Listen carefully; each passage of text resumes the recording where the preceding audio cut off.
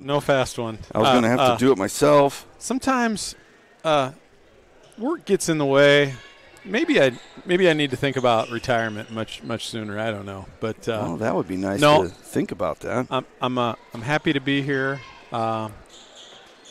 We got a tough challenge ahead of us, both in the girls and boys games. Let's roll the dice and see what happens, though. Yeah, as I mentioned, Carlisle comes in on the season 17-0. Carlisle's gonna win that jump. In a big reason, opening three for Carlisle is in. That thing rattled around a little bit, and Taylor Thomas, the 5'9" sophomore, knocked that one in. You see Carlisle playing a 2-3 zone, really extending that at half court. They're looking to turn you over, get out in transition. And, yes, number 23 is a pretty good player. Yeah, you've coached a couple good players in your day, one in particular, and some kids are just different, and she has got a different skill level than most other kids. Great pass there, and Camito finishes that one for her first bucket of the night. And the thing about, I went down to the game in Carlisle, and I would say it's not a one-person show. No. They've got plenty of kids that are skilled. Ella Smith is a senior scoring 10 points a game. Mally Stoner's another senior at 9 points a game. They've actually got some pretty good balance. Well, and I think, there's a lot of teams that have some really good players, but not everybody else is willing to buy into a role or do the thing that's needed for that team to be successful. But when you're 17-0 and trending in a real positive direction, you've got a bunch of other players that they just do their job and aren't looking for the accolades. They just want to win games. Camito off with the layup there, though. And Cammie Clark's a sophomore. She averages about 8 points a game. So again, just a variety of kids that can score it, and obviously Camito makes things a little easier for those kids. She draws a lot of attention. Yeah, in that extended 2-3 zone, you really it's tough for your guards to attack that, but you do need to try to get the ball inside, and that might be one place where we have something of a matchup, but getting it there is going to be the tricky part. Ooh, a little block there out of Hanson. And I was looking at that, and we still could have an advantage, but they're a pretty tall team, 5'11", 6 foot, and two kids that are 5'9". Yeah, and they've had a few misses right at the basket right now. Yeah, Stoner tries the old look away, but just misses the layup. Bergen, that's a good-looking three right there. Those are ones where we're going to have to knock down if we're going to give ourselves a chance tonight. Yep. Got to knock that down. That's a shot you'll take all day, too. Yep, for sure. Good cross-court pass. And that's kind of, you talking about we got to get the ball in the middle. Sometimes it's get it inside, and then you got to turn and look immediately outside or cross-court just like that. Mm-hmm. Defense tends to kind of suck down. Had a chance there at that one, but Camito deflects that one out of bounds. A commit to Iowa State, so obviously she's a high-level player. Yeah. They don't take anybody that's a slouch there.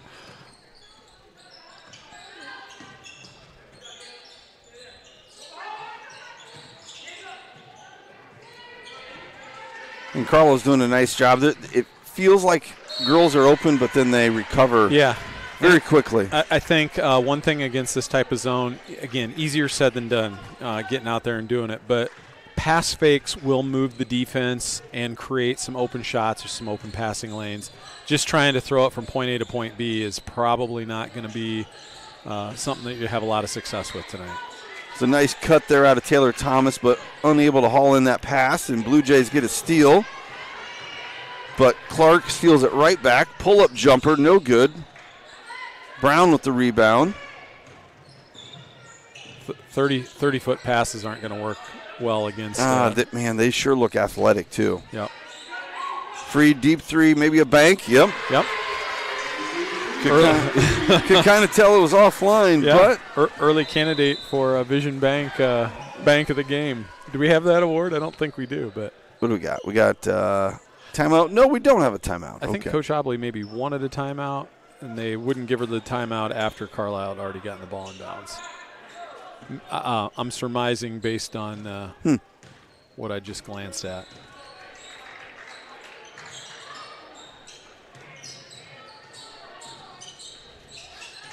Good tip there out of Hanson, but Camito, strong hands, hauls it in and splashes her first three. Now we'll get that timeout. Yep.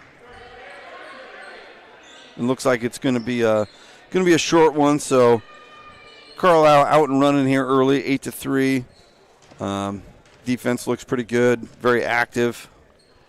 Yeah, and Blue Jays also playing a 2-3 zone. They've done okay. They got caught in behind a little bit of a screen there on that last successful three by Camito. It's been the transition that you kind of worry that this game could go south in a hurry if we turn the ball over and they get runouts. You know, a dead ball turnover isn't going to hurt you as bad. So you really want to make this half-court game and play long possessions. Now they're going to really extend that 2-3 zone and try to turn us over. And that's really what kind of happened at Carlisle. A lot of those turnovers you're talking about where they went down and got layups. Right. It's hard to overcome those. I'm not sure who that one was to, but Hanson decided to take it back.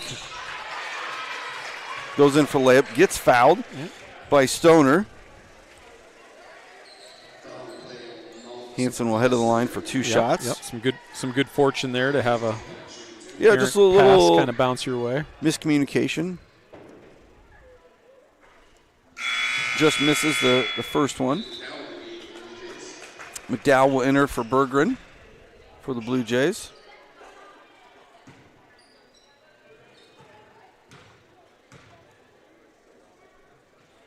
This is the second. Rebound goes to the Wildcats. Yeah, and as you mentioned, you just got to take advantage of all those little opportunities that come your way. Open threes, free throws. If you're gonna try to pull something off and hang around, every little break you get, you got to take advantage of. Blue Jays force a turnover there. And just notice on that last possession, Camito got that three there, and we went to help. We can't help on other kids. if she's in your area, you gotta stay put, make somebody else consistently make shots. That's jail right there, but finds Freed, a little hard off the glass. Rebound to Camito, and she does such a great job of leading that break. Strong kid, good ball handler. Pull-up jumper, no good. And we'll take them shooting mid-range shots, and again, get in the half court. You give yourself a much better chance. And if we could even get a little dribble drive and kick as well, that's a pretty good move, and a lot of times going to result in a foul, but nice block there out of Smith.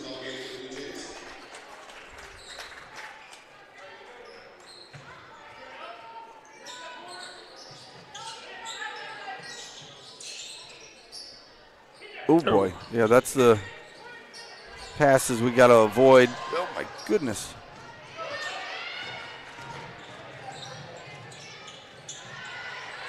Really nice pass and cut there out of Ella Smith. I'm sure the Carlisle girls know how to catch a pass with a little bit of heat on it.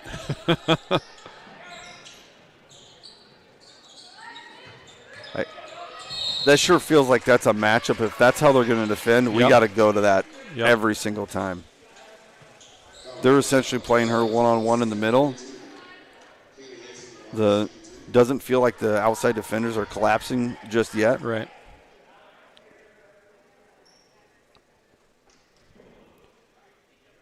Now, Hanson does need to convert these, though, for it to be effective.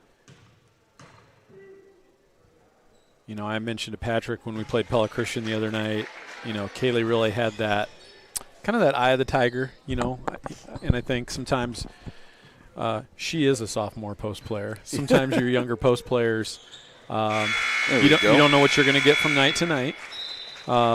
She definitely has tons of upside, and hopefully it's getting into her head right now that, hey, I can get the ball to the basket here against who's defending me right now. I can make a difference here. 100%. She's big enough, strong enough, has the moves. Another nice rebound out of her.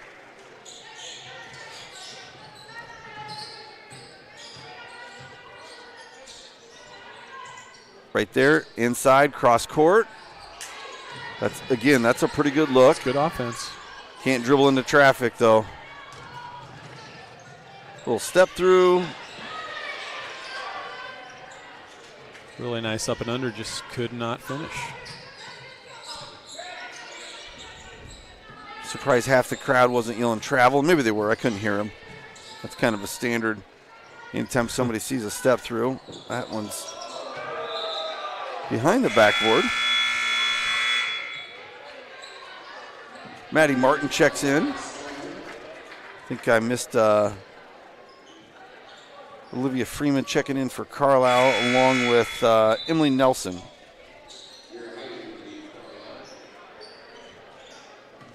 And Heidemann as well. In that 2-3 zone. This is probably the smallest team that we put on the floor with our eight-player rotation. And they were predominantly 2-3 Tuesday night. Was pretty effective. Freeman on the backside there for an easy layup.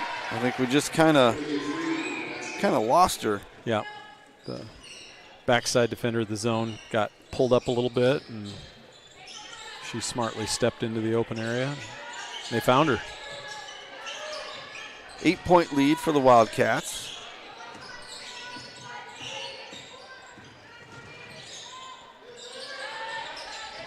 A lot of dribbling, but no place to go. You got to get that ball to the other side of the court. Don't let it get stuck. Yep. Screens are a good look as well. T with a little fadeaway, but okay, I thought they were going to let that go, but I didn't think it hit the rim. Did not hit the rim. All right, see if we can't prevent a bucket here. A little surprised they took Camito out, actually. I know they were trying to get her a rest, but you're only getting one shot here. Yeah, maybe if it was on the defensive end, you'd pull her out, but. And that's actually not too bad a jump ball. They're going to throw her back in right now. Yep, well, I would too. We are not sending signals down to the Carlisle bench.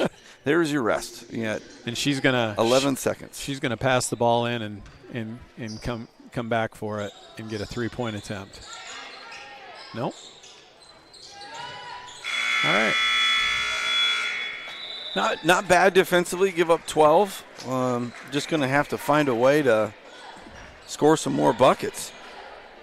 Yeah, I think you're right there, and also, I think some good fortune that Carlisle didn't convert some of those fast break opportunities that they had. But yeah, I mean, if you would have asked Coach Obley before the game tonight, hey, you're going to give up 12 points in the first quarter, or give up 12 points a quarter for that matter, she probably would have signed up for that. Yeah. But now it's a matter of finding offense, and I think, the couple of times that we saw Kaylee Hansen get some touches inside, not only was she an offensive threat, but her teammates became better offensive threats too, because the defense did start to collapse around her, and she will find, excuse me, much like we see with Drake on the boys' side of things, when the ball goes inside, that's sometimes the best time to spot up and get those 3-point shots. So now it's a matter of continuing to do that, and then also knocking down those open opportunities. And those threes will go. If you continue to get those looks, you'll start to see those go in. Right. Our girls are pretty good overall, pretty good 3-point shooters.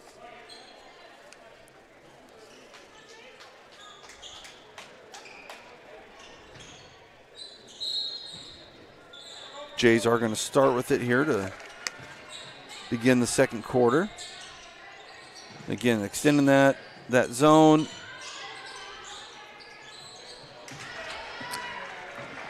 Nice job out of.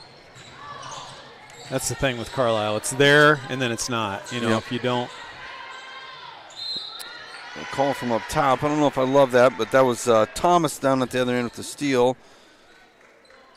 Yeah, and that's another thing I just would like to see Kaylee not do is swing for those block shots, because that's, if she stays straight up there, she's not going to get called for a foul. It was the follow-through that resulted in the foul call. Whether it is or not, it looks like a foul.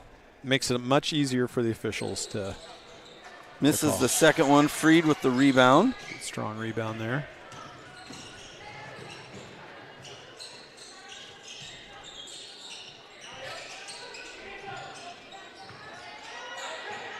You got to get it out of there quick. Problem is you have to throw these lob passes, and it allows them to recover quickly. It's probably something you're not going to see very often. No, I wasn't even for sure what to say. Camito gets her first foul. Then she gets a frustration foul after the missed layup, and I think she is going to come out for a second and catch her breath, regroup. Yep. I'm sure that she doesn't deal with that very often. No. But and my guess is she doesn't need a long rest here. And that's a sign that, hey, you're all subject to, when you put your best player down after a mistake like that,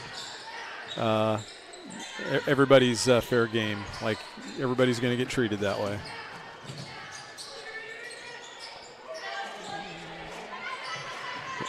And they're just looking to trap wherever they can.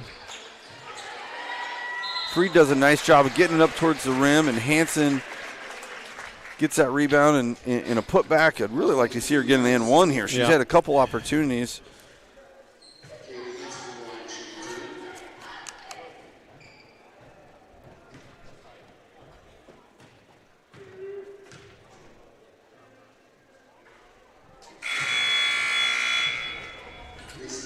Hansen misses the first one. Yeah, she's one for her first 5, and she's a 55% free throw shooter. Well, so most of them have they've been right there too, right around the rim. There's one. All right, so two for 6, and hopefully 6 more to come here shortly.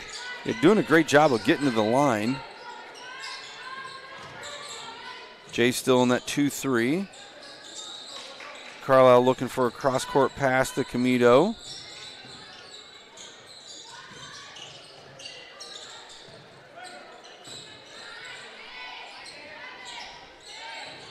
Good job extending this possession. A little step back 3. And a good rebound out of Smith. Oh, that's a tough foul. Yep.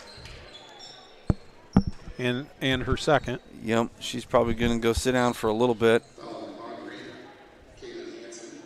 I honestly don't think you can sit her very long, though. No. I know she's got 2, but if you want to stay in the game, I think that's the old Fran McCaffrey foul out. Yep.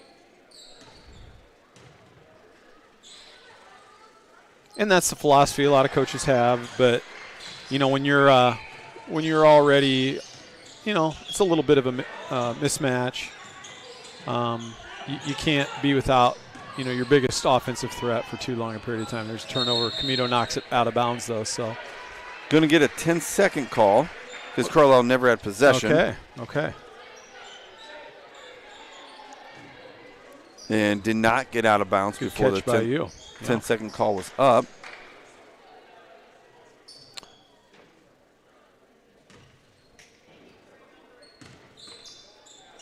Thomas lets it fly, knocks down her second 3 of the night. Yeah. She's a pretty good-looking sophomore. Good-looking. Good skills. Good-looking form. Yeah, looks like she only shooting 25% out there, but it looked right.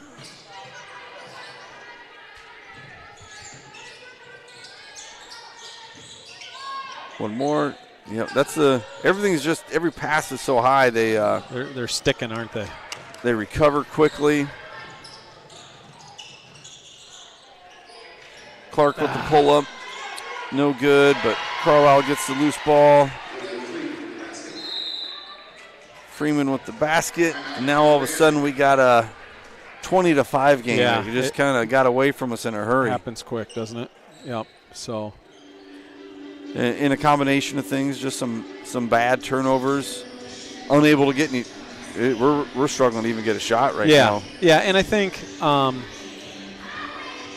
we saw this a little bit in the first half of the boys' game on Tuesday night, where if you're playing not to make mistakes, you're going to make mistakes. Sometimes you just have to let your hair down a little bit and go all in. And if you make aggressive mistakes, that's you don't want to make foolish aggressive mistakes, but if you make aggressive mistakes versus timid mistakes, you can live with that.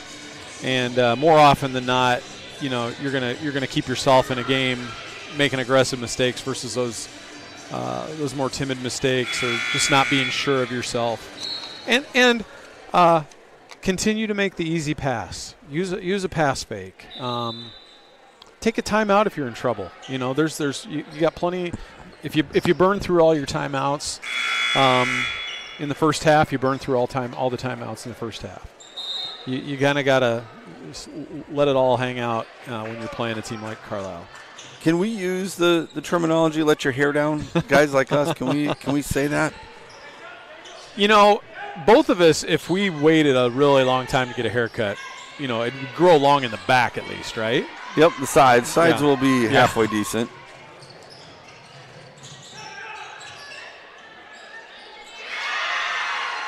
Camito has a nice pass up the court. I was going to ask you what you thought about it's becoming much more prevalent, the one-hand pass. We grew up and there was no such thing as one-hand passes, and now it's not the guy that coached you or no. Or and I'm starting to succumb to it a little bit. Coaching 6th grade girls basketball, we actually practice it a little bit. There's a time and place. Agree 100%. And I think, like anything else, if it's something that you practice, then you can use it. But don't just break it out for a game or a scrimmage. Have it as part of your fundamental routine. If you can do it effectively, then do it. Nice move by Kaylee. Just could not finish. A little frustrated there. Got to get back on defense because right now Olivia Freeman is like on fire when there's a missed shot running the floor.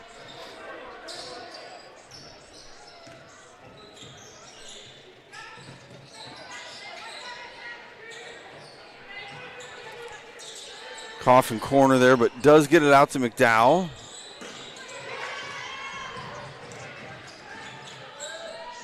Shot clock did not reset. Ball really can't go into the corner against this defense. Nope. They and I actually think they could be even more aggressive trapping the corner. Yes. Not a bad look out of Brown with 1 second to go. Just a hair short. Camito leading the break again. Kicks to Clark. Freeman for 3, no good. She is quick, though. We probably should have got that ball, but she beat us to it. I think that's off Carlisle. Yep. Nice. Brown does a nice job going straight up. Yep, nice job. And that's something you learn by the time you're a senior. Because last year she was putting that girl into the wall. She might have, yeah. It might have been hammer time. So, yeah, if you want to stay on the floor, that's a turnover. Camito did a really not so noticeable thing there. By hesitating her dribble and continuing to take that dribble under the basket, she brought both defenders with her. She would have had a layup a little bit contested there, but by continuing to bring the two defenders to her, it made it a better passing angle and an easy shot for a teammate. A wide open layup for a teammate. 24-5. We got one Wildcat down. Clark is back up.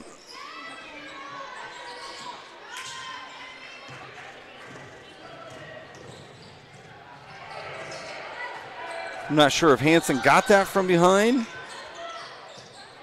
Definitely challenged it.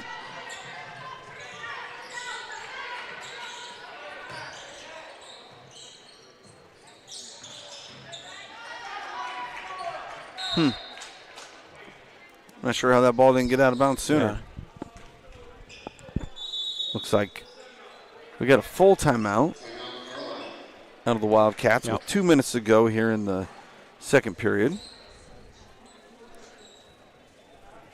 Blue Jays with just a free throw here in this quarter, so it's just been a real challenge getting the ball into the lane like they did with some success in the first quarter. Well, I think that length of Carlisle, that I mentioned, is causing some problems because it feels like every pass that we make, we have to throw over the top, and it's lobbed up in the air because you have to go over the top of them, and by the time we catch it, we're not open anymore. Mm-hmm.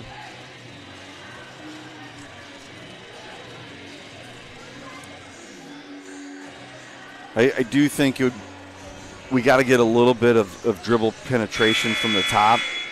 We got to avoid throwing the ball in the corner as much as possible or get it out of the corner much quicker. Right. Yeah, and I don't know if Coach Hobley has maybe an even front zone offense, which does match up more with their defense, but it does maybe keep the trapping away from them a little bit then.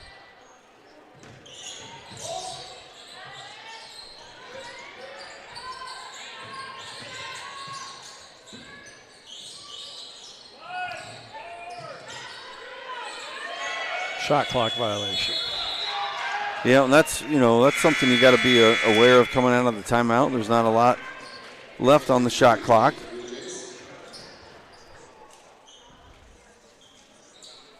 You might have to let that thing fly from deep. Yep. That might be it for Kaylee for the half. Good to see her get back in there and get a couple of minutes after she had those 2 fouls. Smith with the rebound. Good job of Free just walling up there. Yeah. Got there with the high dribble there, Carey. Addison Sinclair will enter along with Whitty.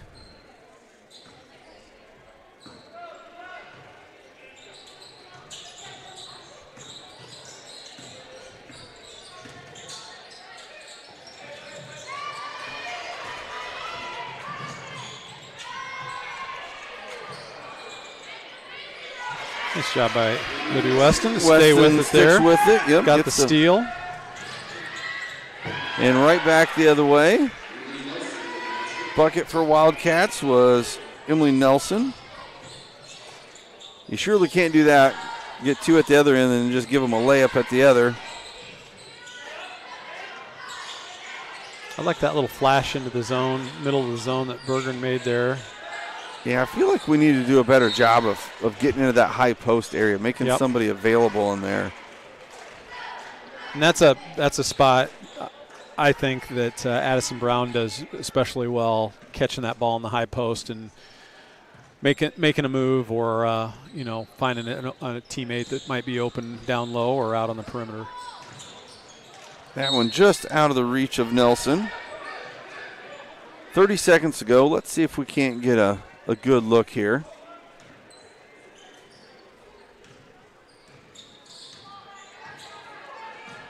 I think the Carlisle coaches thought that pass was deflected, but I don't think so. I didn't either. And I know I'm pretty sure nobody could get to that. Pretty blue biased, but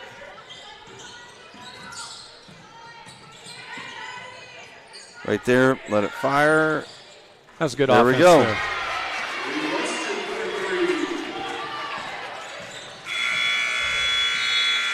Okay. Hey, not a bad end of the quarter, You still only give up 14. It's just you gotta find ways to score the basketball. Yeah, so the Blue Jays will go into the break trailing 26-10. See if they can figure out some ways to. We'll be back for that here in a little bit.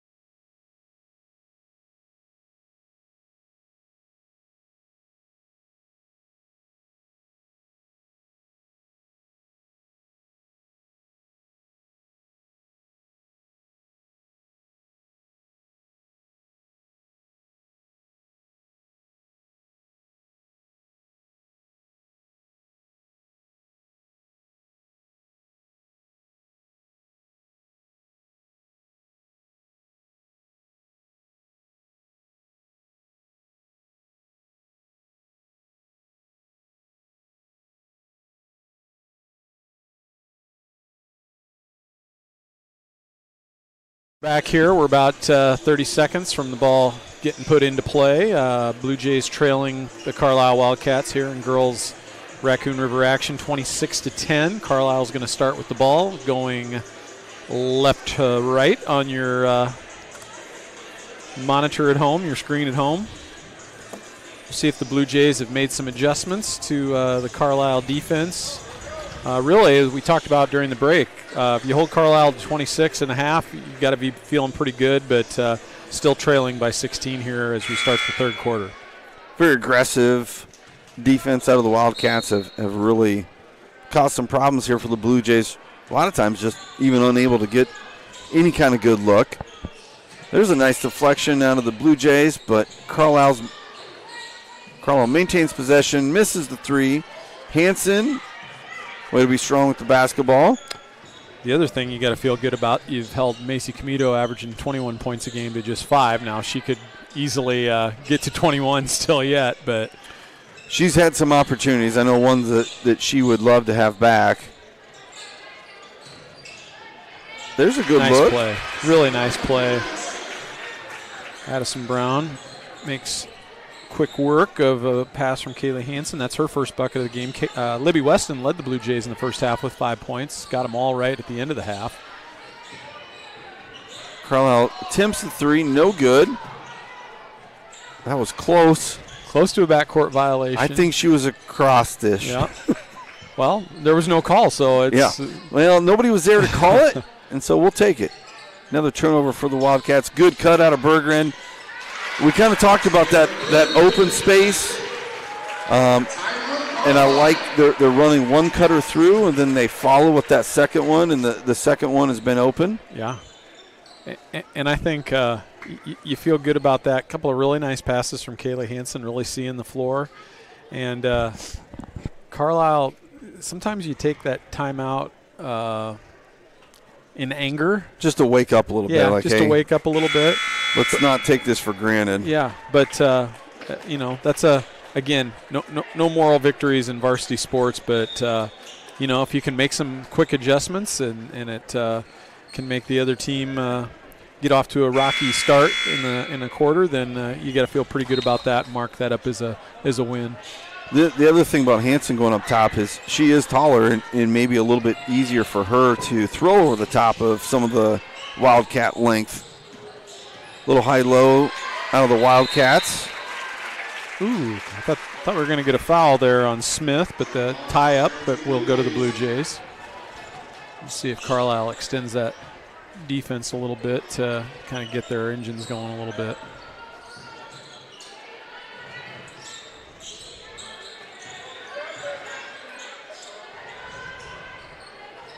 Get that first cut, somebody else flash in there. And it was coming, but we gotta travel on Brown there. A little shuffle of the feet.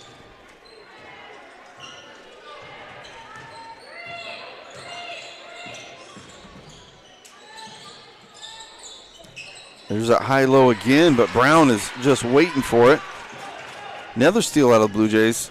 I'm not sure you could ask for a much better start defensively. No.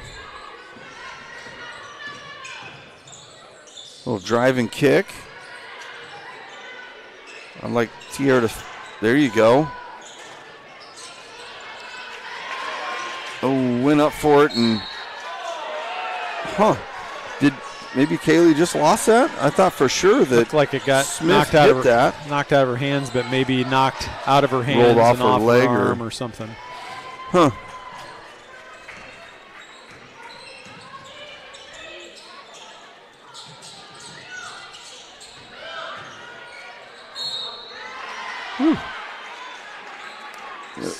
And the Wildcats are doing a pretty good job. We've seen it, and they've turned it over.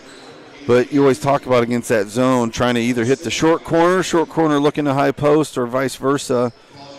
And right there, they kind of went opposite and went short corner to the high post, and Smith gets fouled. Makes the first one. She's in double figures now with 10, leading the Wildcats. That one also drops. Smith is their second leading scorer on the year, right around 10 per game. Yep. and a 71% free throw shooter. She's shown that tonight. Improved her percentage, making 5 out of 6. Nice move by Tinley. Pretty efficient player out of Smith. 58% from the field, 42% from 3. So yeah, she shoots it pretty well.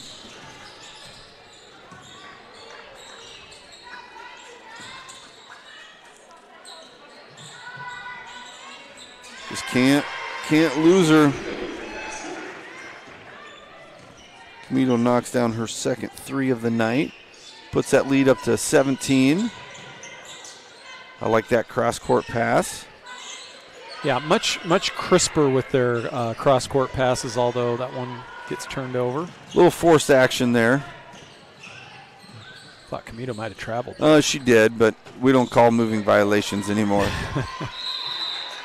They did call a couple the other night. Tie up there is going to go back to Carlisle. Staying on this end. Libby Weston checks in for Berggren.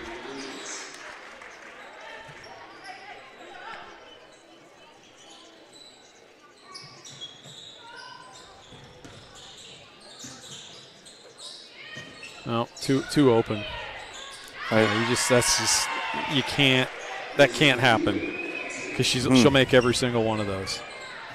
Just a miscommunication between the top player in the zone and the bottom player of the zone about who had her, and you know that she knows she didn't play her best game in the first half. She's looking to prove a little something here in the second too. And with that type of player, if both defenders go to get her, that's better than one. Yep, 100%. Make somebody else beat you. That was a good look out of Hanson, but Freed unable to knock it down. Brown just kind of rode her down the court a little bit too aggressively. Picks up the foul. Her second one. Carlisle's extended this lead to 20 points now. Yeah, they've scored the last 8 after the Blue Jays had a possession to cut it to 10. They're moving the ball with a little more purpose right now.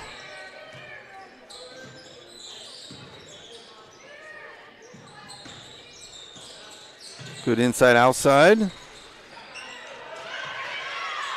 Oh, that's got to be offensive. Ooh, I think they're gonna get Kaylee with that. Ooh, that's tough. That's a tough call. Sure looked like kind of a wild swing there. Elbows swinging. Now she may have reached in initially, and that's where the foul came from. But boy, and I didn't think she was invading her space there. This one's coming back to Camito. Steps out of bounds, so it's going to go to the Blue Jays. I could see that one coming from. And that's just a kid that's played a lot of basketball, who's pretty heady.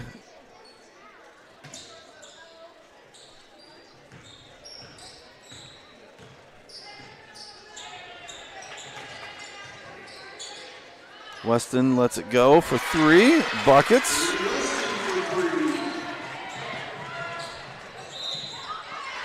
Man, they just get the ball down the court in a hurry, don't they? Yep. I would say they play at a much faster pace than a lot of other girls' teams we've seen.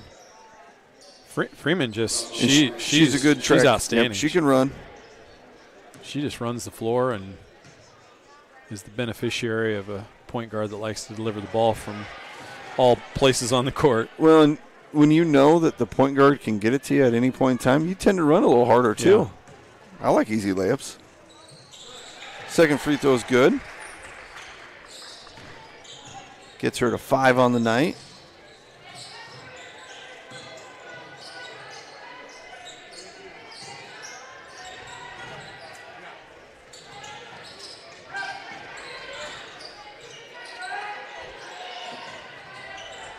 There's some times, too, we need to catch the ball and turn and face. Freed tries the left hand, and there it is again. Like you said, Coach, just sprint, and I'm going to get you a layup. Yeah, I mean, if you like to score, run the floor. And she's not your traditional 6-foot post rim runner. She's just getting out and flying to the basket, and she's so far ahead of the pack. Yep, top of the key on that 2-3 zone, and so she's already kind of got a head start. And you throw in the fact she's fast. That's a pretty good combination. Looks like the Blue Jays are going to take a timeout. I think it's a full one. Yeah, and a good time to thank our sponsors. Of course, we have Vision Bank that sponsored our full season and able to bring you this action due to their generosity and support of Blue Jay Athletics. And, of course, we have Brick House Fitness also.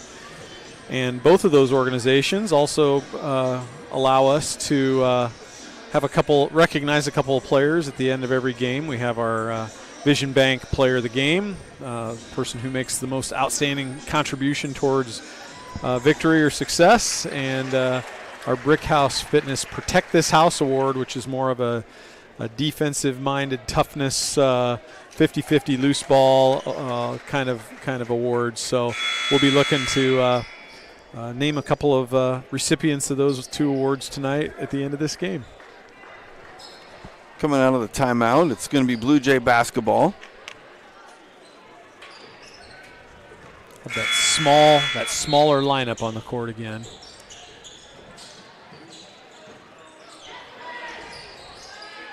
Freeman really just denying and harassing right now. Doing a great job pressuring the basketball. Yeah, it looks like maybe we're a little man-to-man. They are man-to-man now.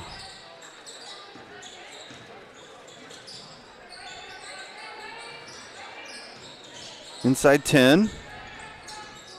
Little spin move. Nice move by Morgan. Just gonna have to get it up.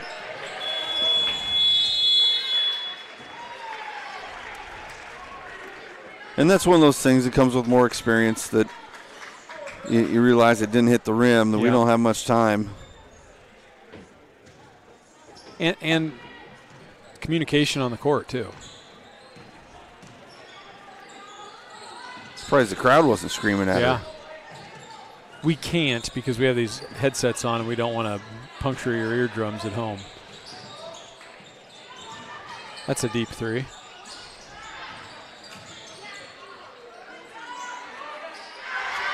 Nice pass and nice pass from finish Clark. Out of Taylor Thomas. She's up to 8.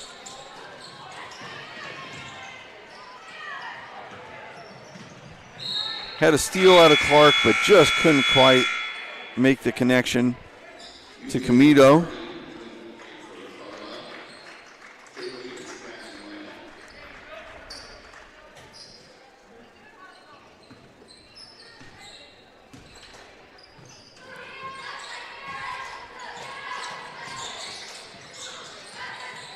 Carlisle stays man-to-man. Bergeron, left hand, had a great finish the other night. Hansen's there to clean things up. Her first field goal of the night. No, second field goal. No, that is her first field goal of the night. Got a couple free throws. Yep.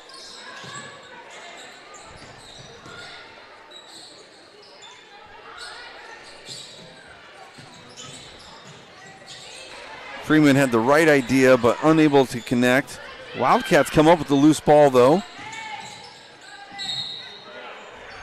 Clark gets fouled. She's a long, athletic. Well, it's going to be interesting sophomore. to see what next year looks like for her, because she's going to be the focal point. Yeah. You got to think she's a 20-point scorer next year. Has that capability anyway. Yeah. Trackster? Not that I know of. I don't recall. Looks like a Carlisle hurdler to me. I'm guessing their coach would take her. Yeah,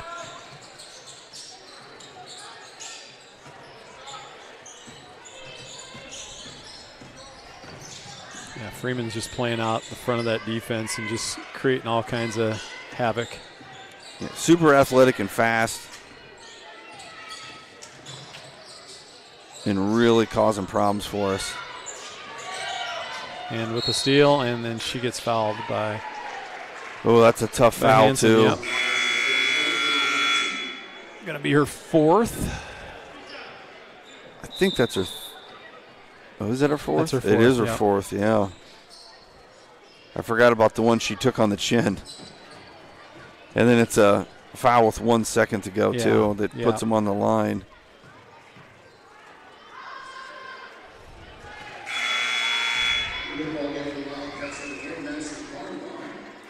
Freeman's having a nice night. She's up to 8. Yep, averages under 4 a game, so probably in season high, career high territory maybe for her.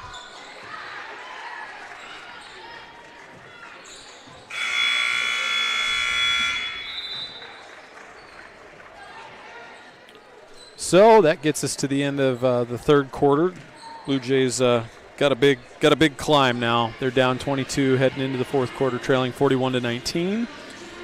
Another 3-point shot from Libby Weston in that quarter gets her up to 8 points for the night. You felt like the offense was better than the first two. We scored 9 there. It's just Carlisle, they can go on a run in a minute or two and put 10 points up on the board, and it's hard for us to match that. Yep. It takes a 1 in 50 kind of effort maybe to hang around with a team like this, where you're just knocking all your 3-point shots down. You're not making any of those unforced turnovers. A lot of them are forced, of course, because of the defensive pressure, but you mix those unforced turnovers in there, it just those things add up, and it just your chances just diminish exponentially.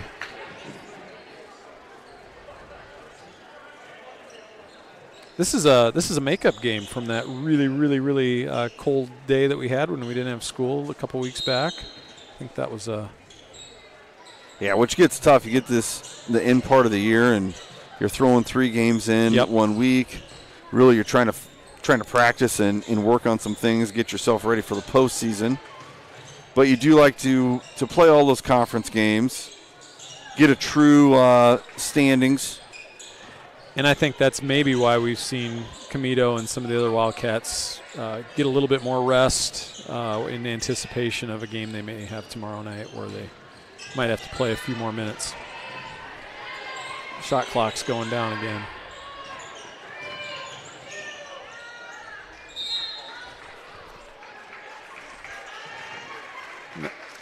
Empty possession there. It's been, about 3 or 4 times now where there's been a shot clock or close to a shot clock violation that's ended up in a turnover. And I think that's a credit to how good Carlisle's playing defensively. They're just not giving us anything easy.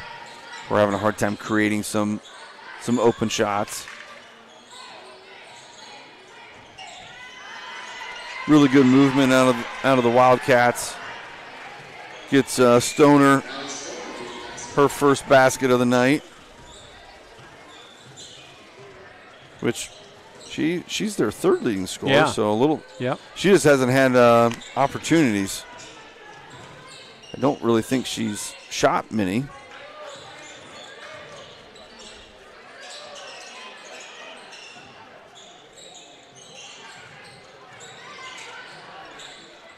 Three ball, no good. Pass up the court, actually pretty good pass. Right on the dot.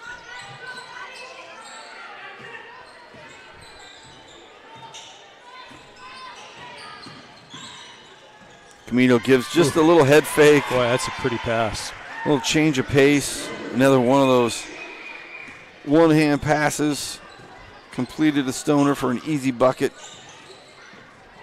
All the traditionalists are rolling around in their grave. Long 3 from Freed. Good. First second of the night. She's got 6 points. Well, if the one-hand pass is going to result in some easy layups like that, you can sign me up all night.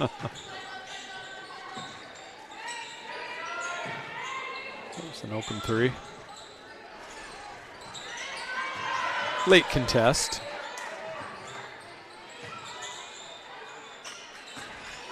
Little contact down there maybe, but no call. Blue Jays come up with it. Little weave action there, and Brown gets it to bounce around for a bucket. Her 4th point of the night.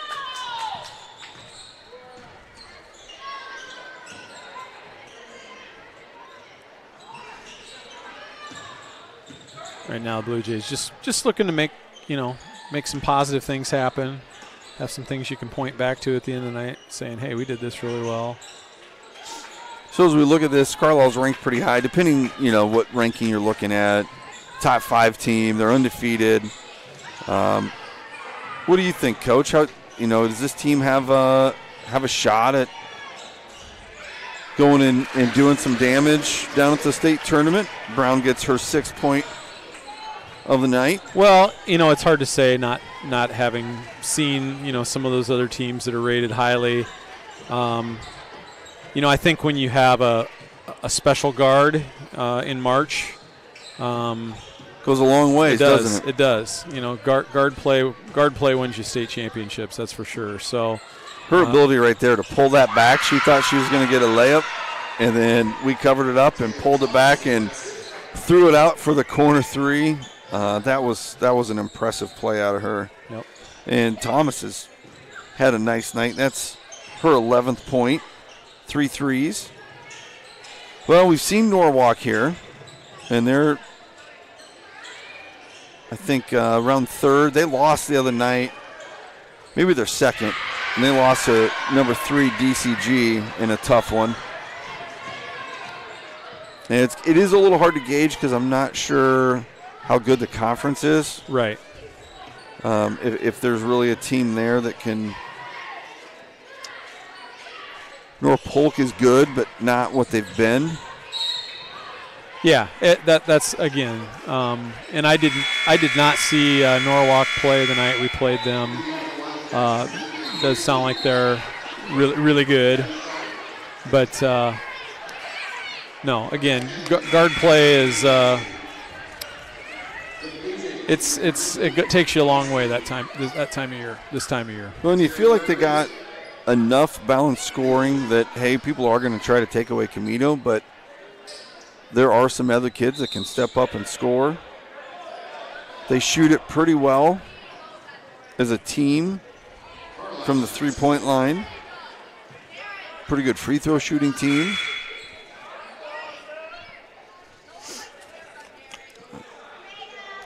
Got a little confusion about whose basketball it is, but it's going to go to Carlisle. And they're going to put the shot clock back at 17.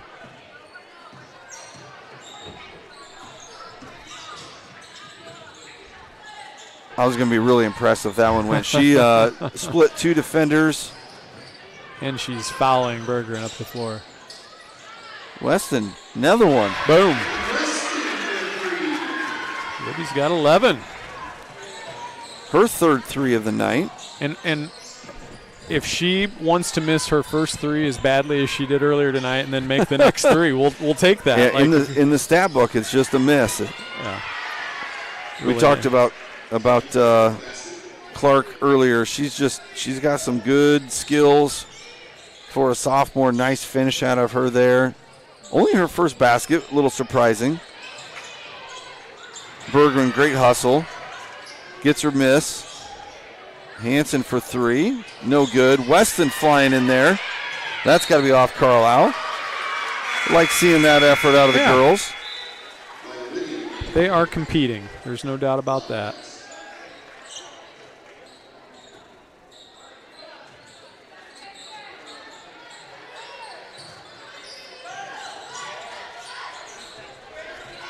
Brown's looking for the ball, but kind of a low throw.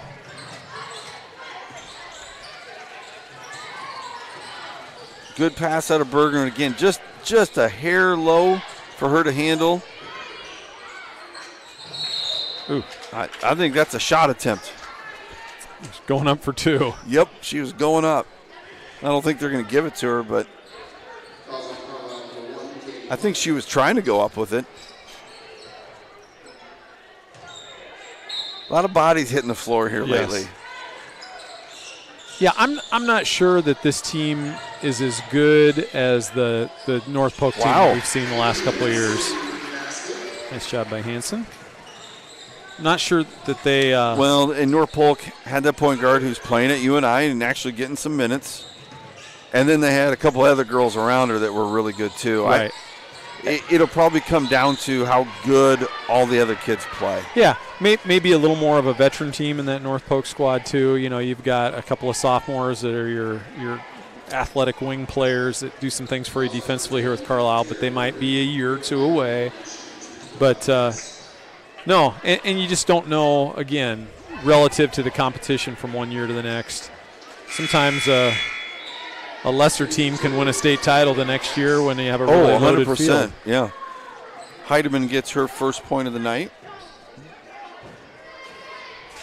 Second shot, good. North Polk also had a girl that was 6'3". You know, wasn't super skilled, but man, 6'3" is hard to handle. Sometimes the second best team in the state doesn't get to the state tournament. Not to poke at you at all. I will say I feel like the girls definitely do a much better job of without a doubt. That up. You feel like sometimes the boys union doesn't really care. I'm all for the gerrymandering that the girls union does, because you do want the 8 best teams for the most part to get to your state tournament. At least given a legitimate opportunity, not a random top 5 matchup at sub-state. Carlisle's pretty much emptied the bench at this point. Good drive out of Moeller. Draws the foul. She's looking for her first points of the night. Yeah, even the kids at Carlisle keeps throwing in there. I'm pretty impressed with. Yeah. Any early thoughts from you on the Brick House Fitness Protect This House player of the night? Well, I think for sure we got to go Libby Weston with one of these, right? Oh, yeah, without a doubt. Mueller gets her second one.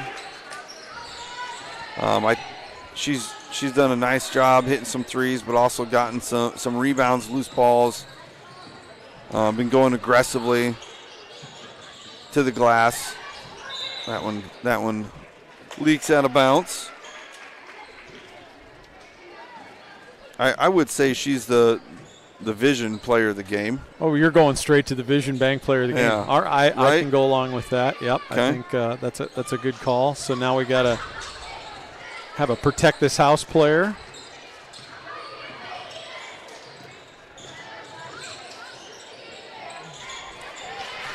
I think your person that just made that basket's as good a nominee as any. I think Addison Brown, every night she's going to give you really solid effort. She definitely leads the team in floor burns, and she's just going to give you a great effort and play hard every night. So Hanson with the block. Missed the Wildcat. At least she didn't throw it off her head. That's probably that would not have been nice with 23 seconds to go. No. Yeah, I think Brown's a good pick. She got 8 points here in the second half. Basket there out of Lila Whitty, sophomore, 6-foot sophomore. Just keep bringing these 6-footers off the bench. No kidding. Looks like she's got the potential to be a pretty good player too. Well, and when you practice against good players every day, you're going to get better for sure. And that is going to bring us to the end of the game. Bluejays, they're going to lose this one. Carlisle came in here undefeated, and they're going to go away from here undefeated.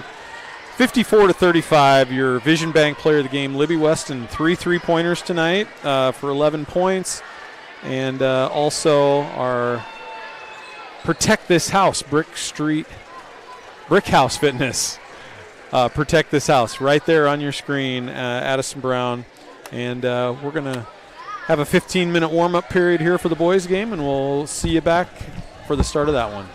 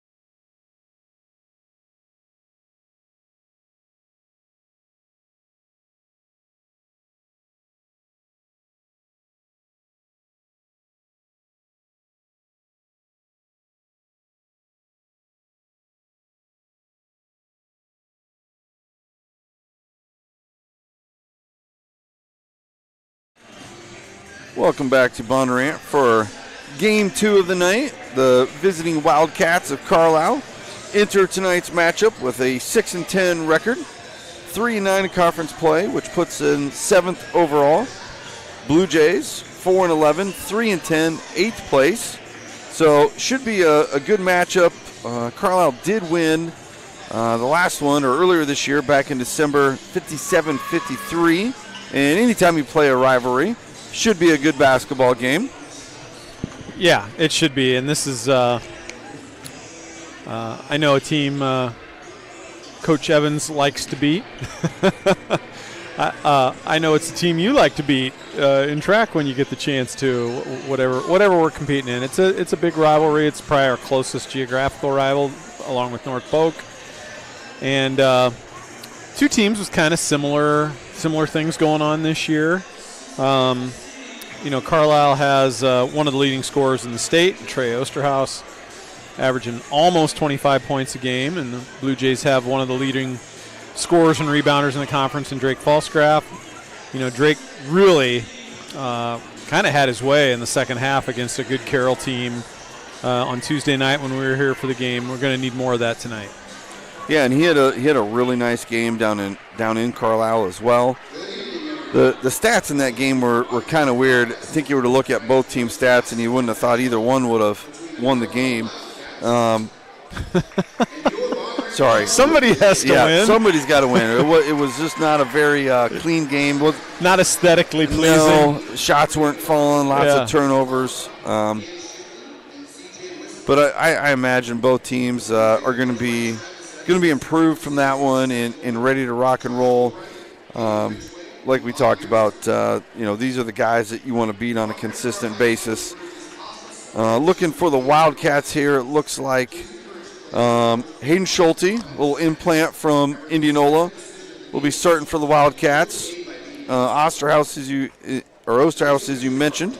C.J. Haug, Joseph Robbins, and Dawson Van Zanti will round out the lineup for the Wildcats. Blue Jays going to start Blake Sollers, Owen Werner, Cooper Goodwin, Drake Falsgraf, and Jasper Wilson. And, we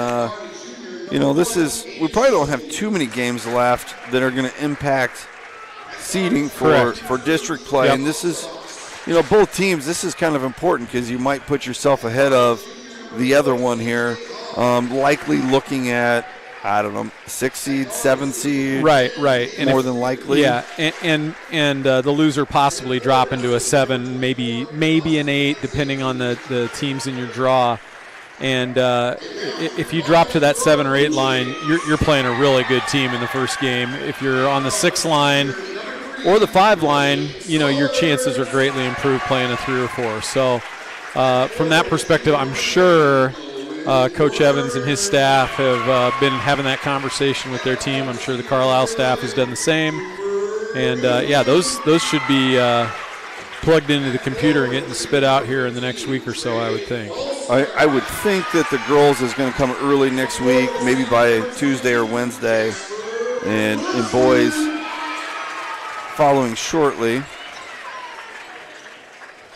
Looking at, some of the historical stuff, up until Carlisle won these last 2, it looked like Blue Jays had ripped off a string of them, at least 8 to 10. My sheet runs out with the number of Blue Jay victories here. I guess I could look it up, but kind of has been in our favor of recent.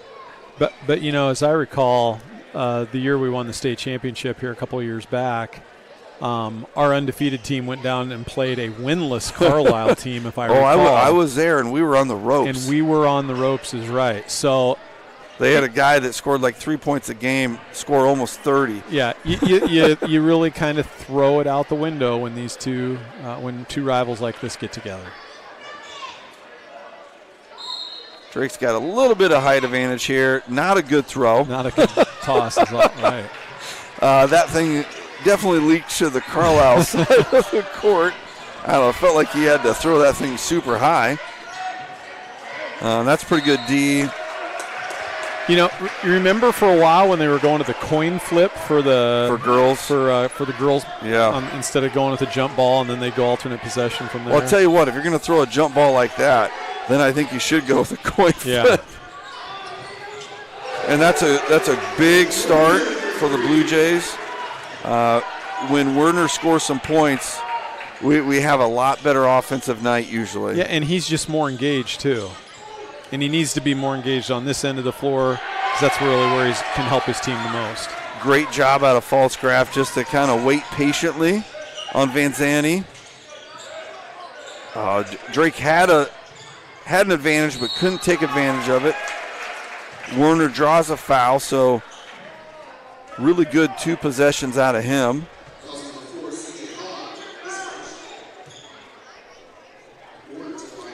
Yeah, good aggressive take, following up on his 3-point shot. See if he can convert here at the line. Hall gets the first foul of the night. Werner shooting a nice 73% from the line.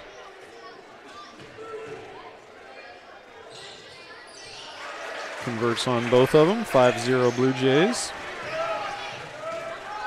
Blue Jays in their usual man-to-man.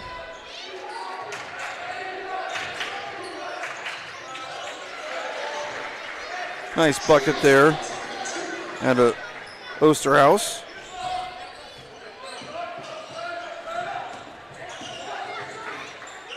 Yeah, tough finish under pressure there. That one's a little bit of a force out of Werner, but gets the rebound. Wilson comes flying in, can't get it to go. Falsgraf sticks with it. Hey, if you get 3 or 4 shots at every time, you're gonna end up probably winning this game. Wilson drawing the assignment of guarding the Osterhaus.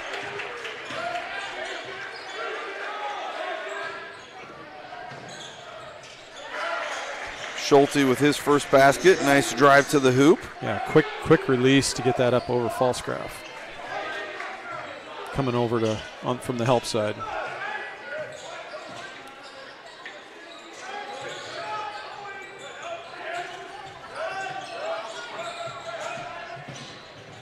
Goodwin attacks the hoop and draws a foul on Van Zandt, I would assume here. Blue Jays doing a good job getting downhill on their drives. Almost everything has been towards the hoop. And you give yourself an opportunity to get layups or get fouled. And also that defense comes over to help out. You're leaving your teammates open for an offensive rebound, which has happened as well. What Cooper did a nice job of there, too, was getting his body turned at an angle where he could draw the contact and get himself to the free throw line. Protect the basketball. Yep, even if he couldn't get it to the basket. This is the second one. Jay's up 8-4.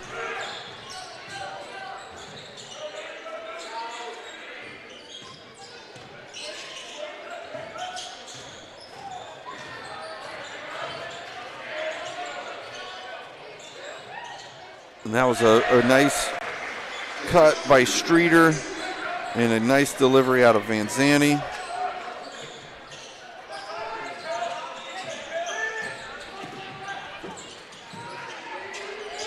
That's pretty good offense. Drake got rid of that quickly to a cutting Sollers. Werner wasn't able to connect, but I like the way that looked. Yep. And Carlisle just gives it right back. We'll take that.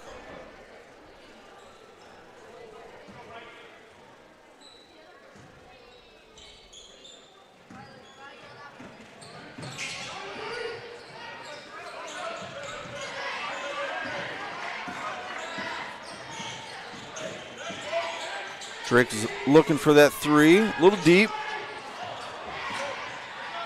Good hustle out of Wilson. Ooh. Thought maybe he would get off Carlisle there, but they're going to maintain possession. No big argument there from Jasper, so it's back to the Wildcats here, just under 5 minutes, first quarter.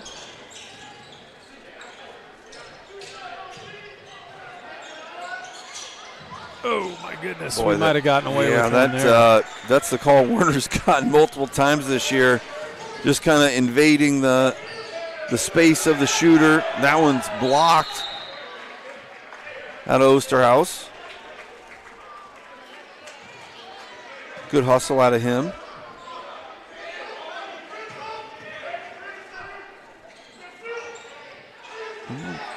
Thought maybe Drake had the seal there, but Owen wasn't looking for that. That's a good find. Really nice pass. Good rebound out of Drake. Find and bucket. What he did, he kept the ball up high, and it just made it a quick snap pass, and that's the only way you're going to get that play done.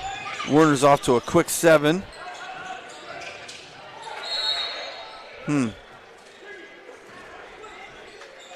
didn't feel like he kicked it. Like he threw it off. You got to try to kick it. Yeah. It was just a bad pass. Intentional act. Yeah. You throw it off somebody's foot, it's not a kick. Luckily in high school, that doesn't reset the shot clock. Right.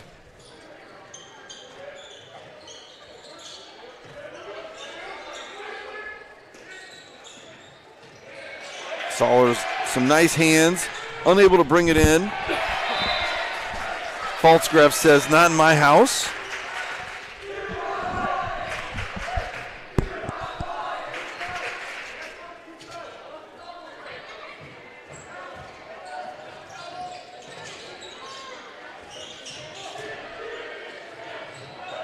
That's the second time Streeter's got us on a backdoor cut. Yeah. Just being a little bit aggressive and not seeing the ball. Nice dribble out of Wilson. I don't think they're going to give him 2 shots there. Probably not, but I really liked the space. Well, it looks like They're lining it up. I think he was going to pass that all the way. But I like the space he created there with that crossover between the legs. Quick move.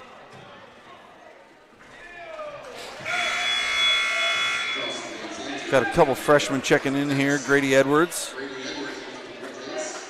And Colby Sollers looks like he's entering for Jasper here.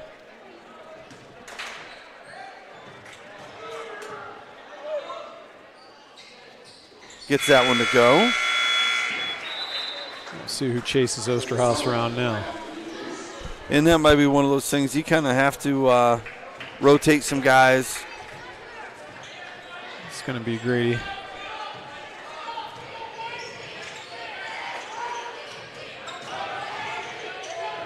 And really good help out of Falsgraf. More help out of Falsgraf. He's trying to, he doesn't usually have a ton of rejections, but I think he's at 3 right now at least. It's a little bit of a throw the head back. Yes. Owen might have fouled him, but more dramatic than what it was. Yeah. I saw that on the scouting report too. The head throwback? The propensity maybe to flop a little bit. Good patience out of him there to step through and get that bucket. Yeah, I think the Blue Jay bench maybe wanted to travel there, but I'm not sure if he did or not, but it's one of those where it kind of looks awkward. Going to call that one on the floor. He did, which was probably a good thing because I don't think that was going to end up well. No. But I do like the mentality that Owen Werner started this game with. We're getting aggressive. to the hoop. Yep, we're getting to the hoop. Looking for him here. Now you got the seal out of Drake. Probably need to stick with Drake just a little bit longer. Streeter can't finish. Good job out of Goodwin. Wanted to go, but wasn't there. Got himself gathered. Swing it one more time. That one's a 2. That is a 2. That's a 2. Yep. One official wanted to put both arms up, but the other pointed to the ground with the 2. No, we saw that right away. He had at least 1 foot, if not both, on the line.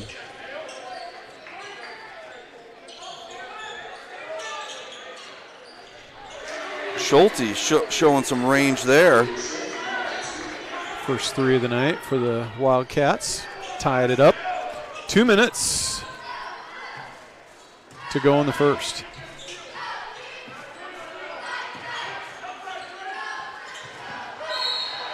Nice backside help there out of Osterhaus. I think a good idea out of Sollers, but maybe just a hair high on the pass. AJ Kurtz enters. And nice bucket out of Colby. It's a good move out of them. Again, just a little bit of patience. Good patience, yep. That's a tough thing to learn for a young player. I think Osterhaus thought that one was in. Pretty nice look. Ooh, Grady kind of telegraphed that one. I think we got away with that one. Yep. Yep.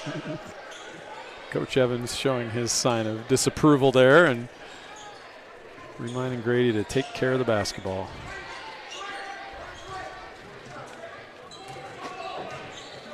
One thing about the Wildcats, I don't think they're exceptionally deep.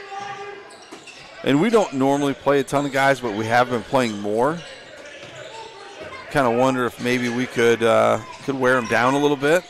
Yeah, and you got to do that. If you're going to do that, you're going to have to up-tempo a little bit, maybe come with a pressure look. And you run the risk of giving Osterhaus some easy runouts. I don't like that. Good look out, a good one. Just didn't get it to go. Kind of a cheap foul there. We got some to give, though.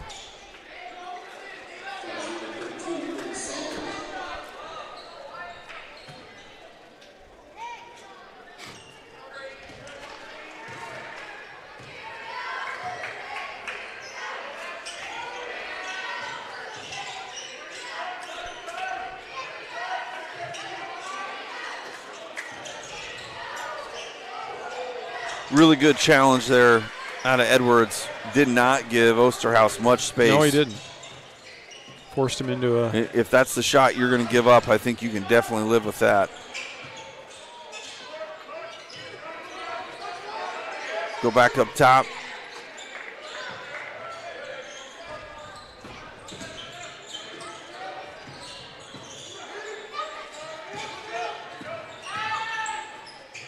Ooh, I thought Grady got fouled there. But I thought he took one in the face. Yeah. But as it turns out, a nice assist to Drake. Gets his second bucket. Let's see if Carlisle can get something here in the last 10 seconds. A good number of offensive rebounds. Osterhaus with a tough finish to end the quarter.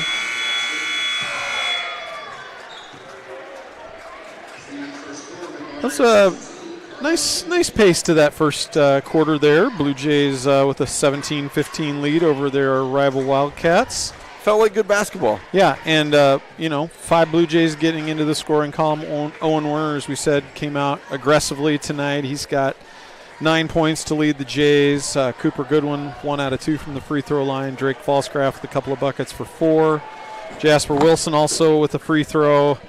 And Colby Sollers with a nice nifty bucket inside for the Jays. And so far, Trey Osterhaus for Carlisle leading the way with 6. So kind of on pace for his average, but feels like we've done a pretty good job defensively against him. He's taken a good number of shots, so I think we'll live with what's happened. I also like, you've talked about getting downhill into the hoop, but I also really like how many offensive rebounds we've gotten. Because we've missed a couple of those, but we've also given ourselves multiple opportunities to get those baskets. And I'm pretty sure Drake's got at least 3 or 4 offensive rebounds already himself. And a couple of block shots. Not something he typically stuffs the stat sheet with, but protecting the rim a little bit. And he's going to get a rare rest here to start the second quarter. Yeah, he plays more minutes than Bennett Sturts at Iowa does.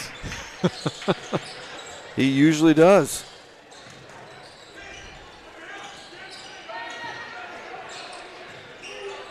We'll see here. Carlisle does have an advantage in size down low. Kind of a settle 3 there from Cale Streeter. The Blue Jays will take that.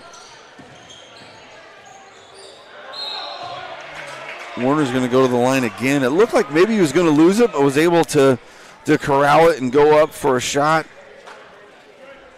Get himself to the line for another 2 free throws.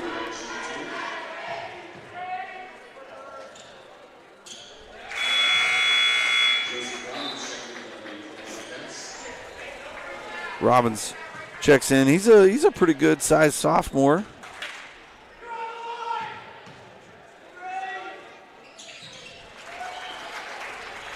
Owens a perfect 4 for 4 from the line. Blue Jays 6 for 8 here early on. Good numbers. Carlisle yet to get a trip to the free throw line, so those are definitely statistics you like to see as a coach. Looks like Kurtz is drawn the task of Osterhaus, and I think that foul's going to be on Sollers. Pretty strong finish there by Osterhaus. I thought AJ did a pretty good job of just staying in front of him, and then Sollers came in for the reach to draw the foul and put Osterhaus on the line for an N1, and it is good. He is now up to 9.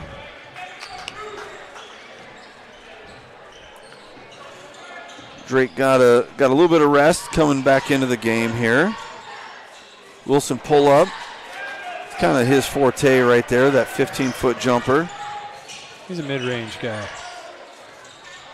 Right, now that's a nice finish there out of Osterhaus. Yep.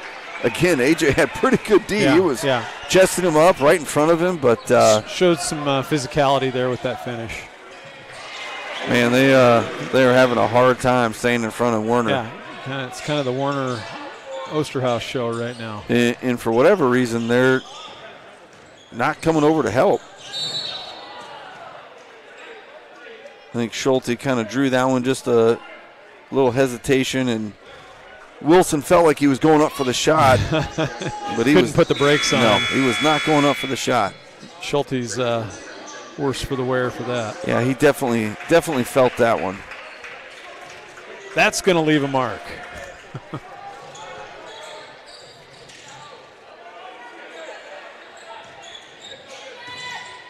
I like that. Run at him a little bit, see if somebody else can make it. Good rebound in traffic there by Sollers. You feel like Osterhaus is starting to find a little rhythm, so yeah, you don't want him getting super hot. Throw it into him. Yeah, that needed to go inside right there.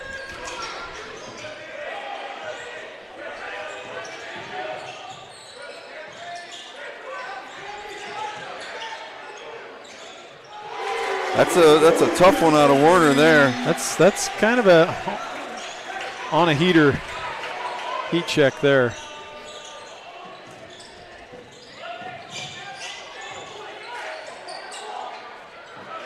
Schulte maybe made that one harder than he needed to. He had plenty of space initially.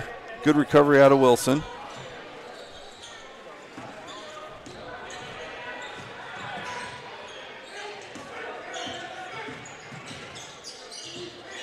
Got him sealed on that side. Dribble over there. Wilson, nice little floater on the baseline. Nice run by the Blue Jays to extend their lead to 6, 26-20. Carlisle's going to take a timeout, talk things over, extending that lead from a 2-point lead at the end of the quarter out to 6 now. I feel like that's the best rhythm the team has had offensively. Yeah, and I think what we saw Tuesday night against Carroll was, especially early on, number one, Carroll just, I think they impressed both of us. They were incredibly well connected, both on the offensive and defensive end, shared the basketball on one end and just moved on a string defensively, forced some turnovers, got out in transition, but tonight it just seems like taking care of the basketball a little bit better. And,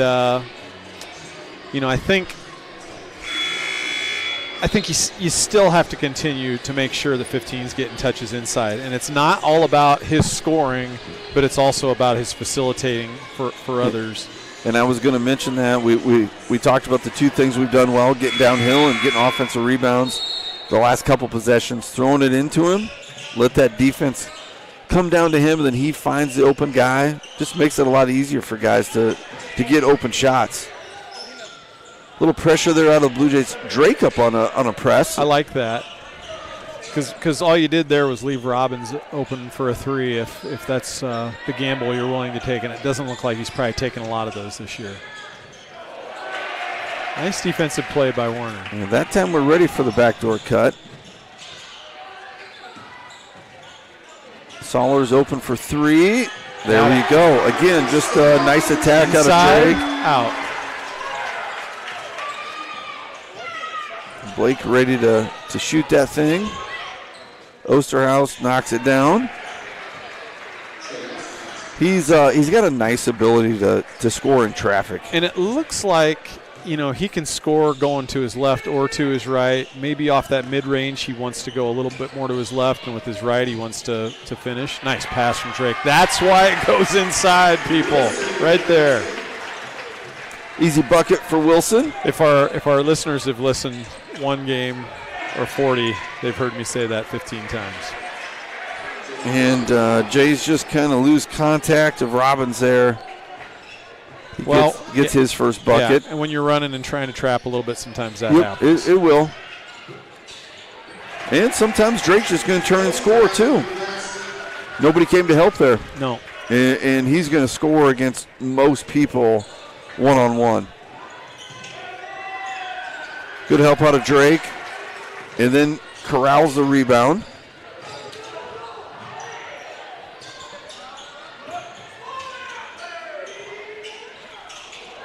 That would have, that would have got the house rocking a little bit there, but maybe a little bit of a ragged possession there. Never really got settled in,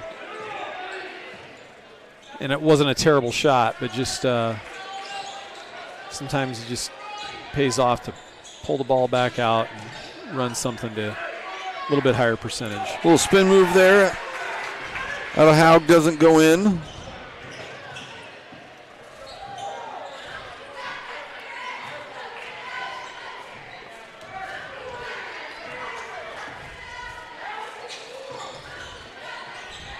Coach Evans is asking to balance the floor, and that's why. Give your big guy some room to work down there. Drake putting on a clinic with his post moves.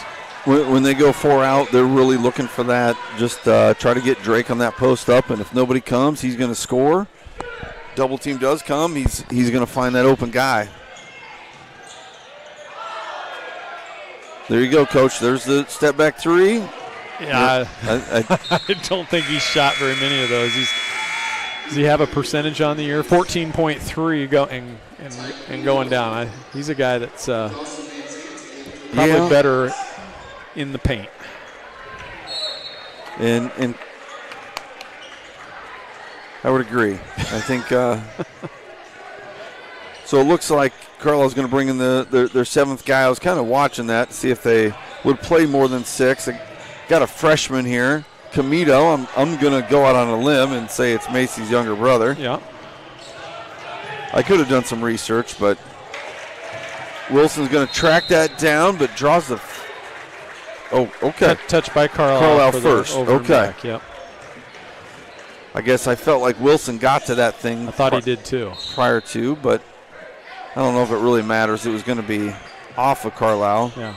This is a big moment in the game here with just 2 minutes left in the half. Blue Jays with an 11-point lead. They want to keep it here. If they can build on it, maybe that puts a little bit of doubt in the mind of Carlisle as far as a comeback goes. We're going to have a moving screen here, or are we going to have a foul?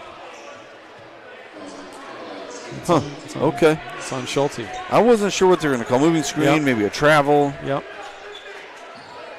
But a big moment here. Carlisle wants to get this thing back under 10 probably, but if the Blue Jays can get this out to 13, 14, 15 by half, then you plant that seed that a comeback is going to be really, really tough.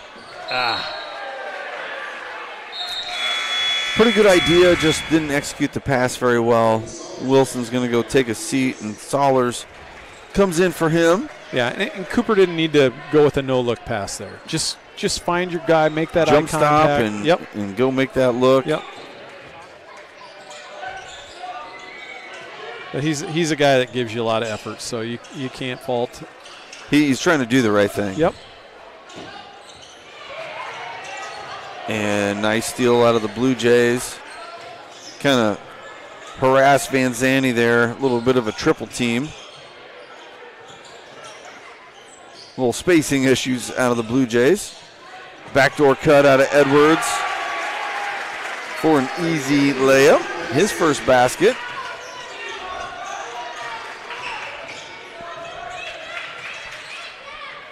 Drake mistimed that one, and Van Zandt was able to come in and clean that up. Still sitting at an 11-point game.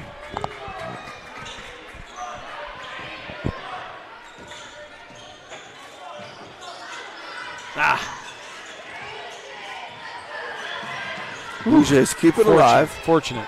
I think Warner had the right idea. He just wasn't quite open. Throw that into him. There you go. And that should be a foul. Yep. Again, Drake's just so good at being patient, getting those guys in the air.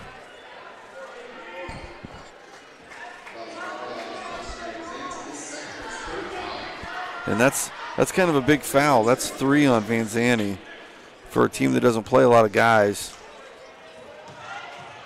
That can be a problem. Drake gets his 9th point of the half.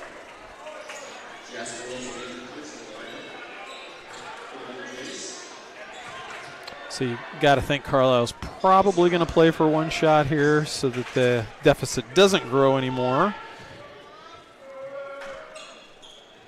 Drake leaves that one short. Good rebound out of Sollers. Shoot. Throw that back out. You can. Streeter with the steal. Yeah, get the last shot. Yep. Worst case scenario, you go in 12.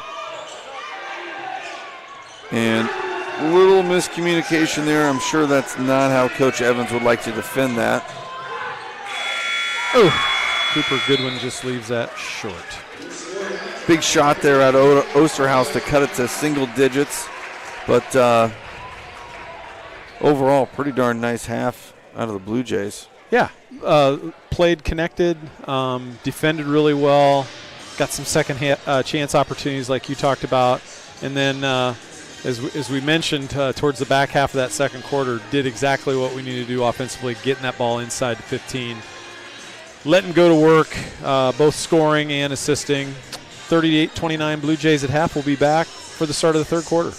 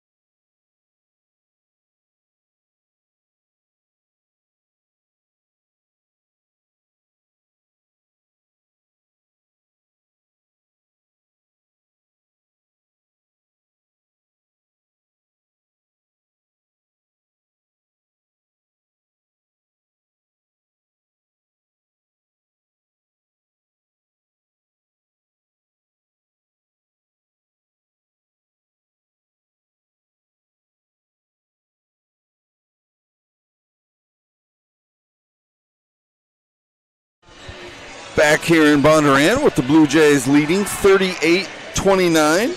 Blue Jays were led by Owen Werner in that first half. I would say definitely his best, his cleanest half of basketball this year, scoring 16 points, really getting to the hoop, drawing a lot of fouls. Drake Falsgraf has had more points in a half, but I felt like overall, like everything was involved. He was passing, he was rebounding, multiple block shots, got some easy buckets down in the paint. So those two really kind of giving the Blue Jays a big lift. Yeah, and you got Osterhaus on the other side with 16 to match Warner's 16, but I couldn't agree with you more. Drake Falsgraf's impact on this game, not doing everything that shows up on a stat sheet, right? His help defense has been really, really good tonight, and that's Carlisle has not had an answer for him inside. So. Been a good formula for success so far. Really like what we've seen out of the team. Now you got to put together two halves of basketball because just one isn't gonna get it done.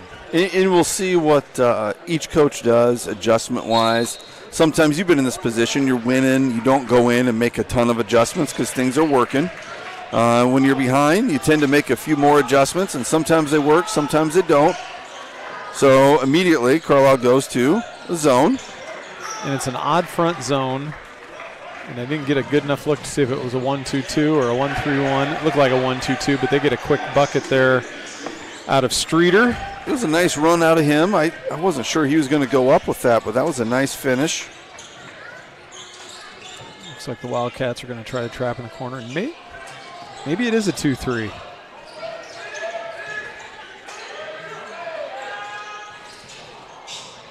Wilson couldn't quite bring that one in. Hal corrals it, leads the break. Carlisle just seems to be playing with a little more purpose right now. Well, and they might have went to that zone a little bit too with Van Zandt being in foul trouble. Nice job by Goodwin knocking the ball away. Already having 3 fouls. And like I mentioned earlier, not a deep bench. Oh, that was a good cut. Drake just kind of lost it, though. Oh! See if they're going to call that on Goodwin, I think. Yeah.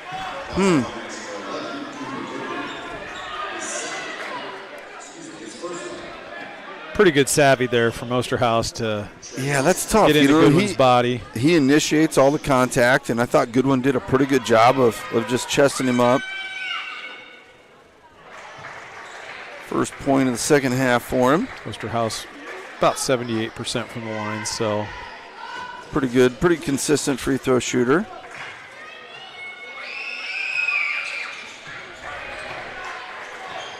Well, we can see the adjustment that they've made has already impacted the start of this third quarter. I think Jay's just got to protect the ball a little bit better. I think shots are there. They're going to be there. Can't force that kind of stuff, but it works out. Tough finish for Drake there. Little off balance, but good body control good on the big guy. Yep. Something his dad wouldn't have been able to do.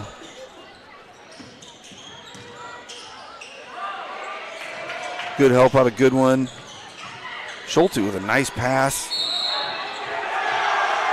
And he really cleared some space with his elbow there. I don't know if an official didn't have an angle to make a call there. The guy here on the sideline easily could have made that call. Completely cleared out with his elbow. Definitely got into Drake, drew the contact after that. But he's going to the line for the and one. And that moves it to a 4-point game. All of a sudden, what was 12 in that first half has dwindled here. And this is, wouldn't you call this a 1-2-2 or a 3-2 zone that kind of matches up as a 2-3 as the ball goes into the corners? It sure looks like what I would say is a 3-2. And a lot of times you see that guy in the top drop down. Yeah. That's going to result in a 3-point basket for Osterhaus and a timeout out of the Blue Jays. And I think Cooper Goodwin thought he got fouled trying to make the pass into the post there, and we have tried to get the ball into Drake here, and it's been stolen away here 2 or 3 times here to start the quarter. But as he made eye contact with the officials and kind of gave him the the palms up, Osterhaus is sprinting to the corner for a 3. So you can't compound one mistake with another, even if you feel like you got fouled. And those are things players learn along the way. And it is frustrating especially when it results in a turnover. Yeah. It's not that you just missed the pass, but it's actually a turnover. And like you said, though, you better get back because he's hunting shots right now. He's up to 21 points. And the Wildcats have started the quarter on a 10-2 run. And he wasn't super efficient to start, but he's been pretty darn efficient since. Yep. And you don't want to give a scorer any confidence. Yeah, he's not lacking that right now. So we'll see if Coach Evans dialed up a little something as a zone beater here. Well, big thing is we just got to not turn the ball over and get a shot up. We're struggling to get shot attempts.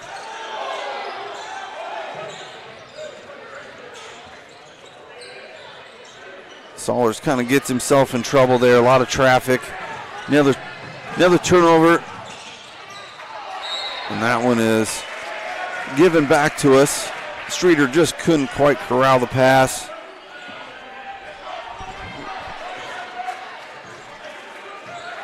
So Blue Jays get away with one there. Now Carlisle back to man-to-man, looks like. I don't think so. Nope, you're right. They're bumping each other. It's more of a matchup. I like the shot. Good job out of Warner to draw the defense. Drake just wasn't able to knock it down.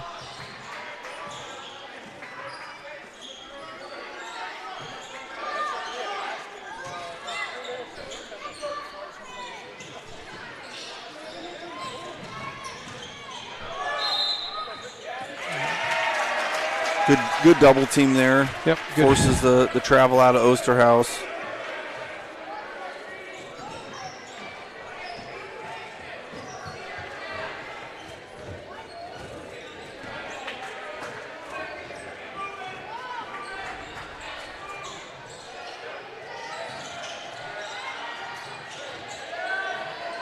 I like that attack out of Wilson, the left-hand finish. Finally got a little something easy.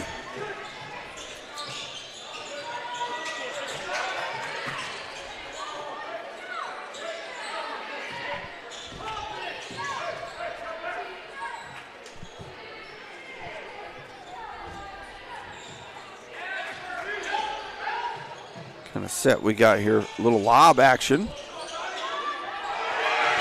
And Warner does a nice job of picking him up initially so he can't go up right away, and then Drake comes in to clean it up. I don't know, 4th or 5th block for him. I am not like Patrick. I am not going to keep stats while doing this. I got you. Maybe not rebounds and blocks, though.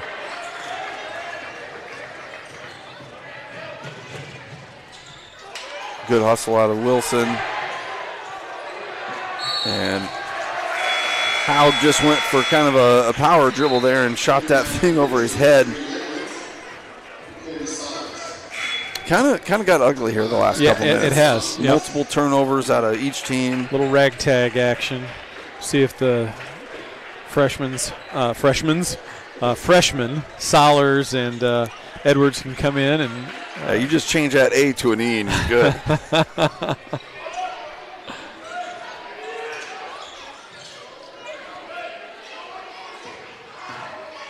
Look in the high post area. Solers can't connect with his brother. I think he had the right idea, but just wasn't able to get the ball to him. I think sometimes you play against a man-to-man for half of a game, and you just kind of get into that flow. It's a little bit easier sometimes to pass, and then a zone just It's all of a different. sudden those passing angles aren't there. You got to play different, that's for sure. Drake with a good turnaround, but unable to get it to go. Haug running the court, and guess what? Another one. You might have a triple-double with blocks tonight.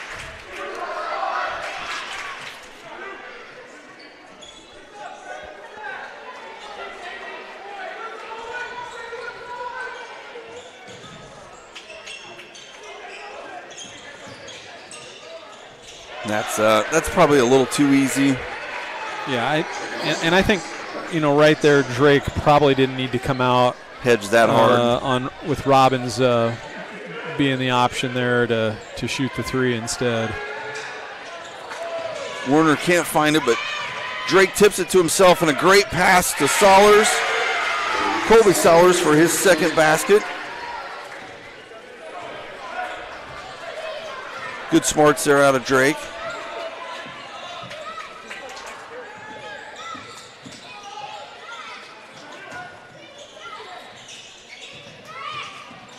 Oh, that's a nice pocket pass. Really, really nice pass, for sure. Nice finish by Robbins. Schulte delivers that pass. Cuts it to one. Oh, that one's stolen by Osterhaus. Saying, how did that?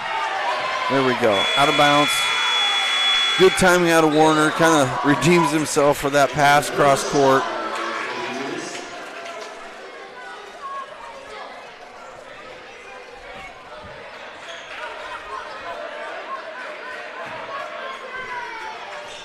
Jay's still up one. Yeah, just got to play with more purpose against this zone. More pass fakes, dribble penetration, make the easy pass. Good pass from Drake. Edwards tries a floater but leaves it short. Osterhaus attacking again. This one goes. I'm curious who he calls this on.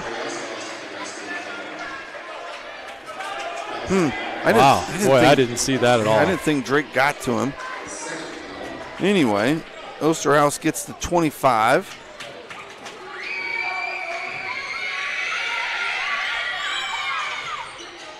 Misses the free throw, but does give the Wildcats a 1-point lead.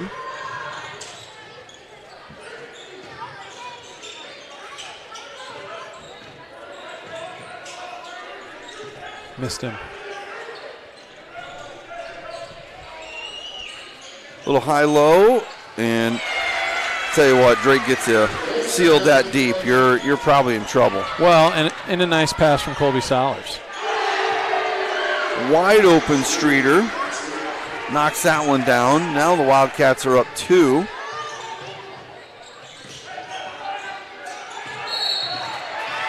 Little handsy out of Streeter.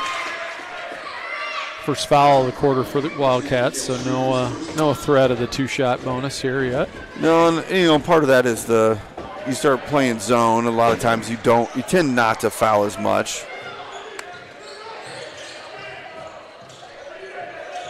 Looks like Blue Jays going to hold for 1 here.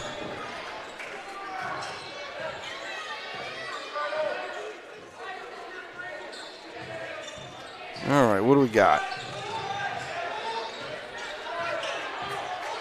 I'm not sure Blue Jays know what the play is. Warner's going to get one, though.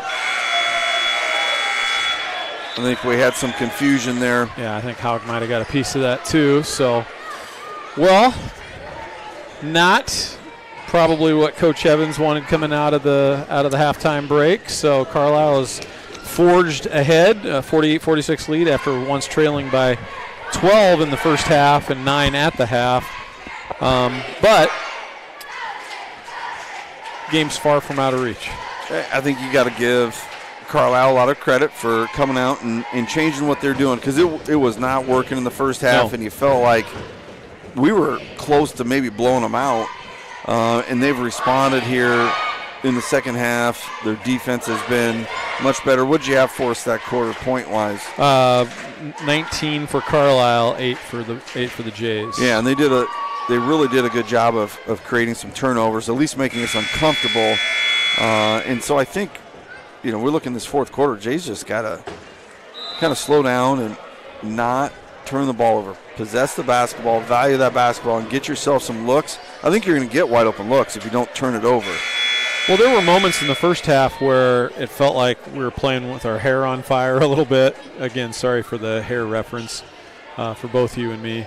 But against that zone, you just have to play with a lot of focus and concentration, play with a purpose, and you just can't throw the ball all around the perimeter. So let's see if we can crack the code a little bit, maybe make some coaching adjustments.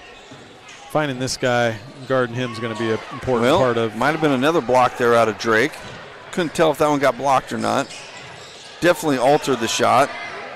That one's thrown off of AJ's foot, which leads to a run out and another bucket for Osterhaus. And maybe a good idea by Jasper to get the ball inside, but also know who you're throwing the ball inside to. Yeah, I love AJ. Not going to do a lot with it down there.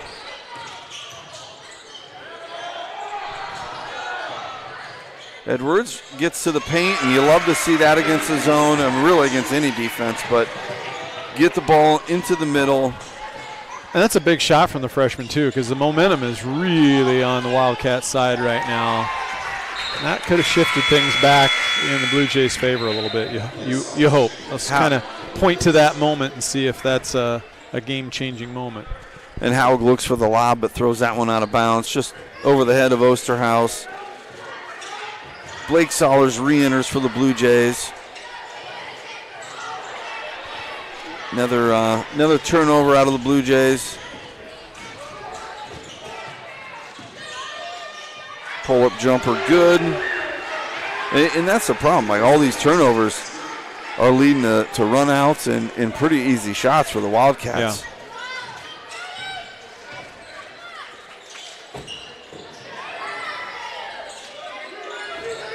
Cross court, there you go. And that's one he got to knock down. Sollers for three. That's a great look out of Drake. Yep, second three of the night for Blake, so he's got 6. And he draws the defensive assignment there. I thought it looked a little bit of a reach there out of Sollers. Kind of came through Osterhaus. Yeah, he might have kind of hooked him with his right hand, his backhand too, a little bit. I like the effort, but probably a foul. Wilson almost comes up with one. Good D out of Drake.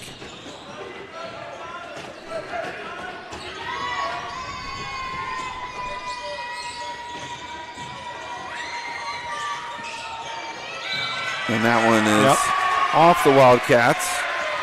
Nice defense by Edwards there on Osterhaus to force that errant pass. Kept his feet down, didn't go for the head and shoulders fakes.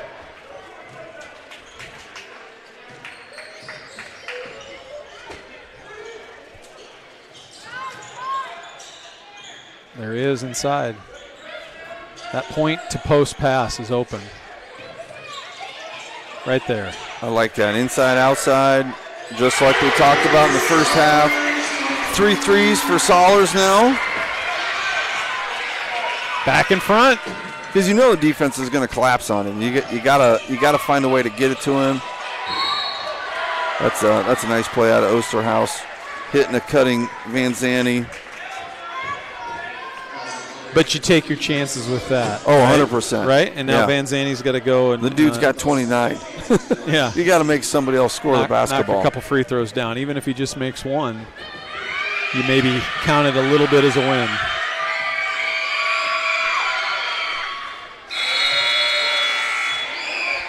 Van Zandt gets his 6th point of the night. Looks like we're going to have a timeout here out of the Wildcats. I would say the last couple possessions, the Blue Jays have maybe figured out a little something here. We got to get that ball side to side, especially against the zone. And then you're looking into the post, and like we talked about, Drake kicked that thing out if they come at you. And Blake's knocked down a couple back-to-back threes here. Yeah, and eventually they're gonna have to hedge out on those shooters, and that's gonna free things up for Drake one-on-one inside, and you kind of like your chances if that happens. I still think it comes back to we can't turn the ball over. Yep.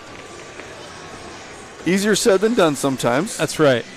Hey, a big thank you and shout out to our two sponsors tonight. Vision Bank, been there all year for us. And again, Vision Bank, Brickhouse Fitness, they make it possible that we can bring these games to you. Grandmas and grandpas miles away. Sometimes you wonder who's listening to us farthest away. Somebody out of state? I'm pretty sure they're not listening. They got it on mute.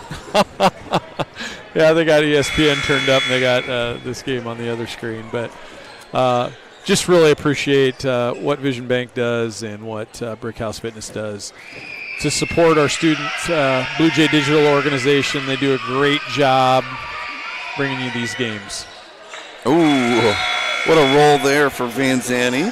That hit the back iron and almost went to the rafters. And my guess is he's going to go to the bench here for just a little bit. Robbins checks in for him. He's done a nice job managing those 3 fouls. I think Carlisle just has 1 foul this half. They had 1 in the third quarter, and they've yet to foul here in the fourth. And they did go back to man-to-man. I think he lost that.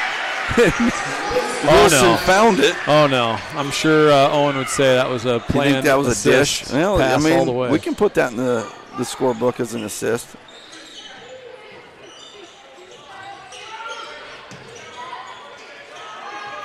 Tough 3. Good challenge out of Edwards, but we don't go rebound it.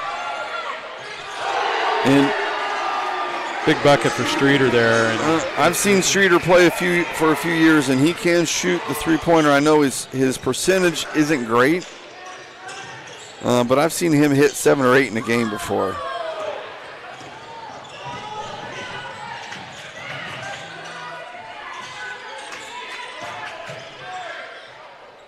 Tough shot. Oh my goodness. I'm not sure how saw the hoop ever. That's his first bucket of the night.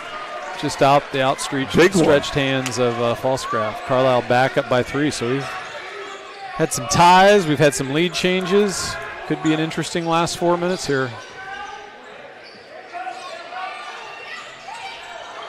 Yeah. Oh. And Robbins just can't corral that.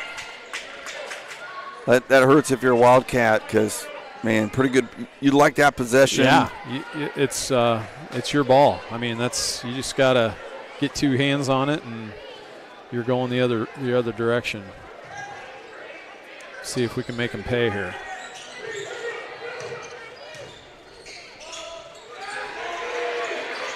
Nice play out of Robbins.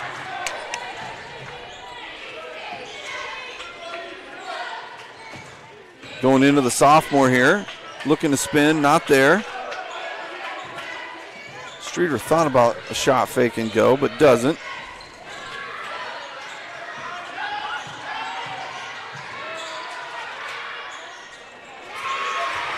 Good patience for Osterhaus to wait for Falscraft to clear himself, and he gets the steal. Just a clever defensive play out of him. Good foul by Drake. I think the officials are talking over whether it's a shooting foul or he got him on the ground. I think they're going to send him to the line for 2 here. Yep. Sure felt like it. And kind of like Carlisle putting Osterhaus on the block against Edwards. And it ends up being a great foul out of Falscraft.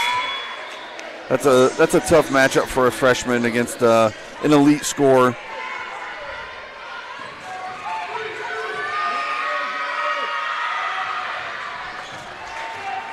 Gets the second one and makes it a 2-possession game. Be curious how many 30-point games he's got this year.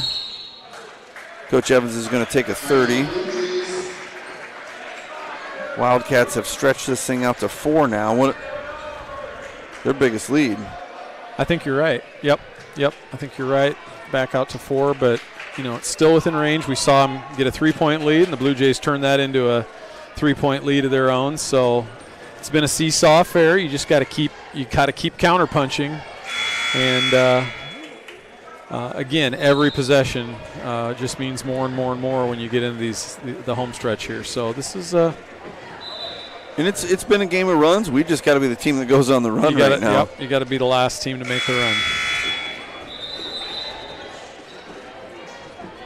Got a lot of excitement in that top corner. I'm not sure what they're doing. I don't even know if they're watching the game. But some young folks rattling the bleachers. Now they're back to their zone. Maybe? I think, well. Vanzani pushing through a screen there. Yep, he's going to get called. I was going to say, it's probably a good thing because, man, we weren't doing anything. We weren't moving the ball. I think we were having a hard time diagnosing what they were in. Yeah. And that's a big foul. That's Vanzani's fourth. Probably going to roll with him with 3 minutes to go. Robbins came in, though, and gave him some nice minutes. He just keeps leaning on Drake. Gosh darn it. And Schulte anticipated that one. That's a big turnover and bucket. Yep. His 7th point, 6-point lead. Now it really makes it tough to come back.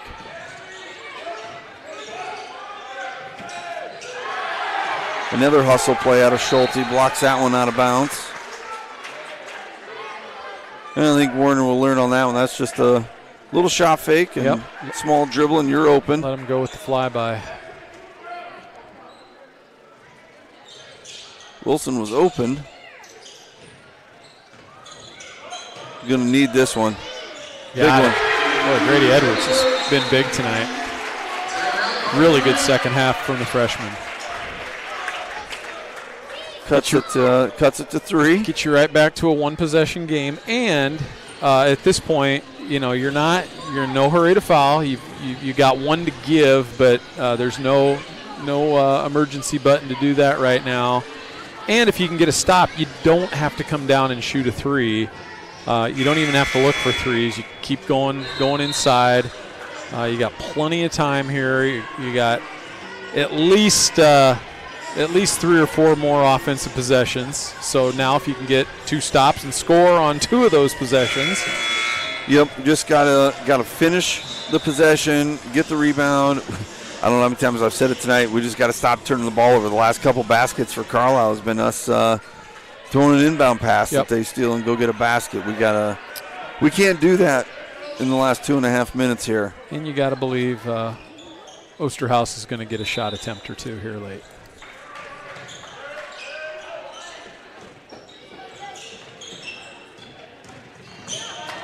Here's the double. And they're going to run at him. I like that. Carlisle doesn't get in a hurry, though. Kind of just break pressure.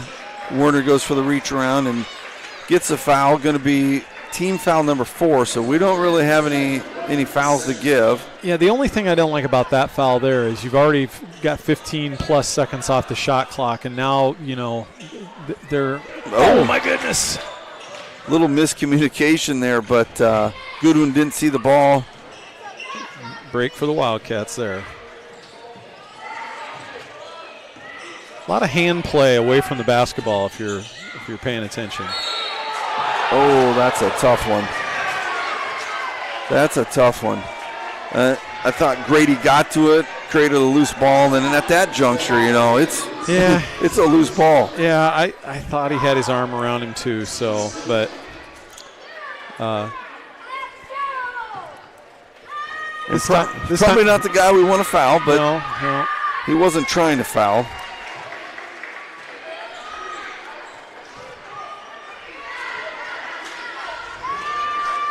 Yeah, you hope for a play on there. Does miss one, though.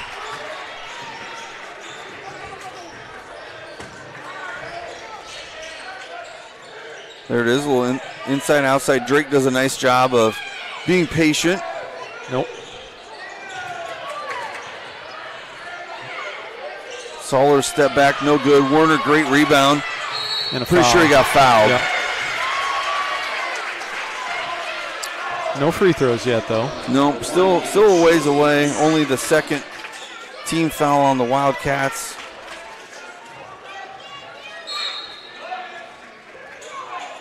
Got to get the ball in. Yeah, we kind of flirted with 5 seconds there. Good kick. Sollers doesn't shoot it. Gets pushed. Tripped up. Well, okay, well, that'll get us to 3 team fouls. We're inching closer.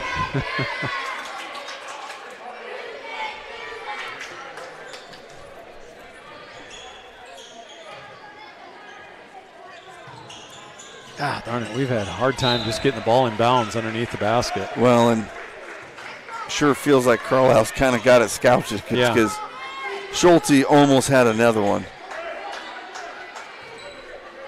And credit to him, recognizing the play. Get in there, ball. Pretty good play out of Van Zandt to get that out of there. I thought they were in trouble. Shot clock hasn't started. Probably 7-8 seconds off, I would assume.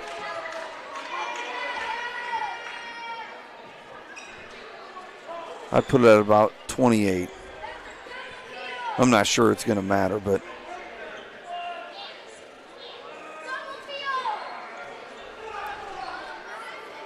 maybe they need us to go back and hit the replay to figure out how much time should be off.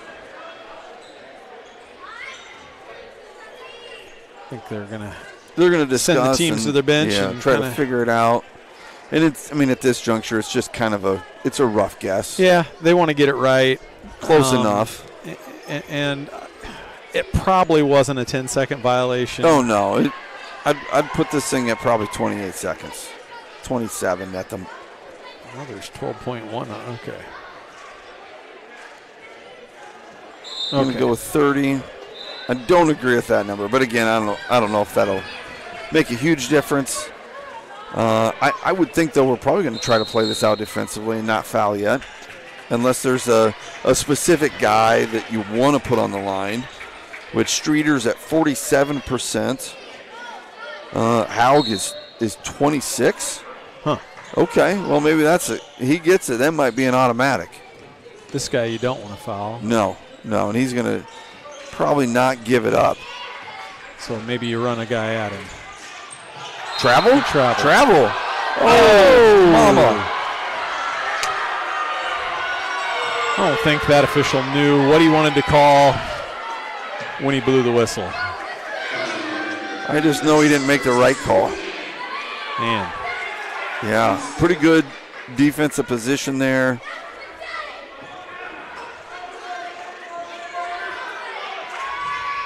And Osterhaus really kind of forcing stuff. Knocks down the free throw. His 32nd point. Expands the lead to 5.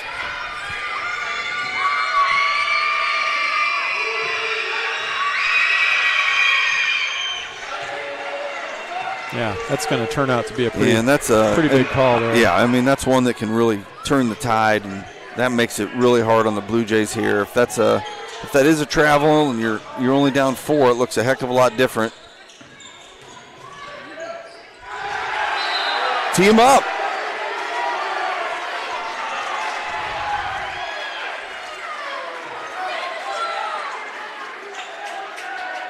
That should be an automatic, and man, one bad call at one end, and you miss one at the other. Soller's in the corner, can't get it. Edwards short. Goodwin can't get it to go. Jump ball.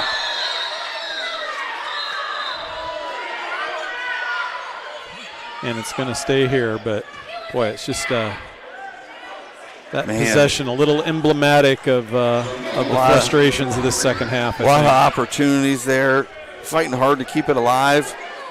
Just can't get it to go down.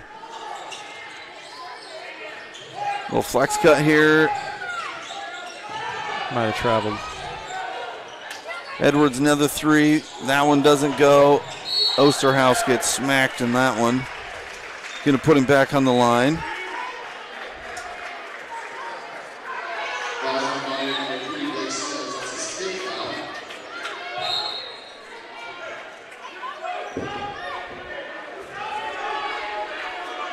And that was Soller's 5th foul. Wilson's going to re-enter. Coach Evans sharing some of his frustrations with last couple possessions, turn of events.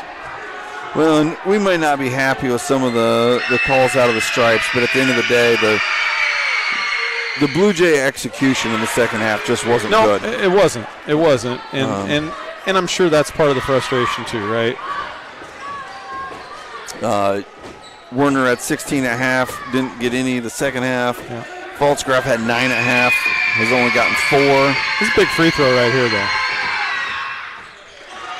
Makes it a 3-possession game.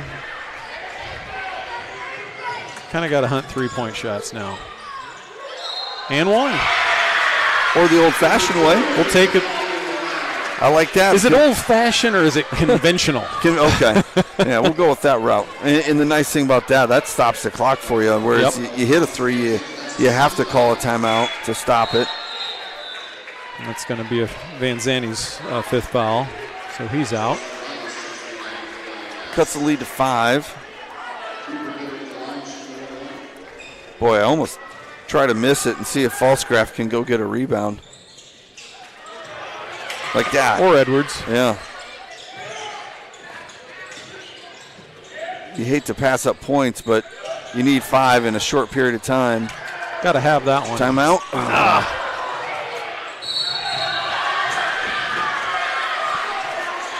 Well, that's probably going to seal the deal there. Pfaltzgraff, I'm pretty sure it's Pfaltzgraff going to pick up his 4th. Send Schulte to the line.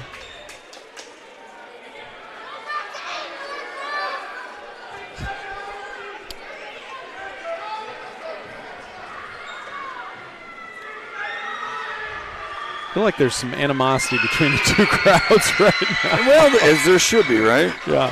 I mean, when you were coaching, we were back in the heart of Iowa. I'm sure there was a couple teams that you had a little angst against. I don't know what you're talking about there. Yeah.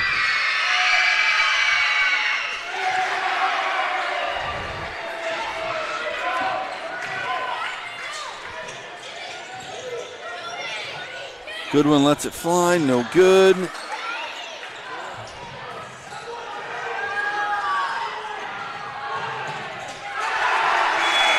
And Schulte gets a bucket to end it. Makes it 69-61. You gotta give out some awards here. Yeah. Yeah, in the moment, kind of a frustrating loss there. You had a nice first half lead, and maybe you get that lead out to 14 or 15 before the end of the half, but it goes to 9, and then Carlisle starts on a 10-2 run, and then it's just back and forth the whole way until Carlisle ends the game with that run. But I think there was a solid effort from the Blue Jays tonight. It wasn't. They weren't lacking for effort. No, we just couldn't execute in the second half. And again, I'm gonna point to Grady Edwards as a guy that did a nice job defending. Probably physicality-wise, a little outman as a freshman going up against a 25-point-a-game scorer. But I thought his effort, his intensity was really good. But I think for the Brick House Fitness Protect This House, you got to look at the guy that maybe had 7, 8, maybe 9 block shots, probably a dozen rebounds. Drake Pfaltzgraff, he's going to be our selection for the Brick House Fitness Protect This House Award. And then as far as the Vision Bank Player of the Game, you got any ideas there? Well, I think you look at the scoring column, and it looks like Werner's he led the way for us. I know he didn't score in the second half, but really good first half out of him and put us in great position. Yeah. So I think I'm going that route. And he's probably the reason Carlisle switched to his zone, because he was getting whatever he wanted against their man-to-man. And good move by the Wildcats to do that. So Owen Werner's our Vision Bank Player of the Game. That's going to wrap it up here for tonight. We'll be back here next Tuesday for more Blue Jay basketball action. Good night and go Blue Jays.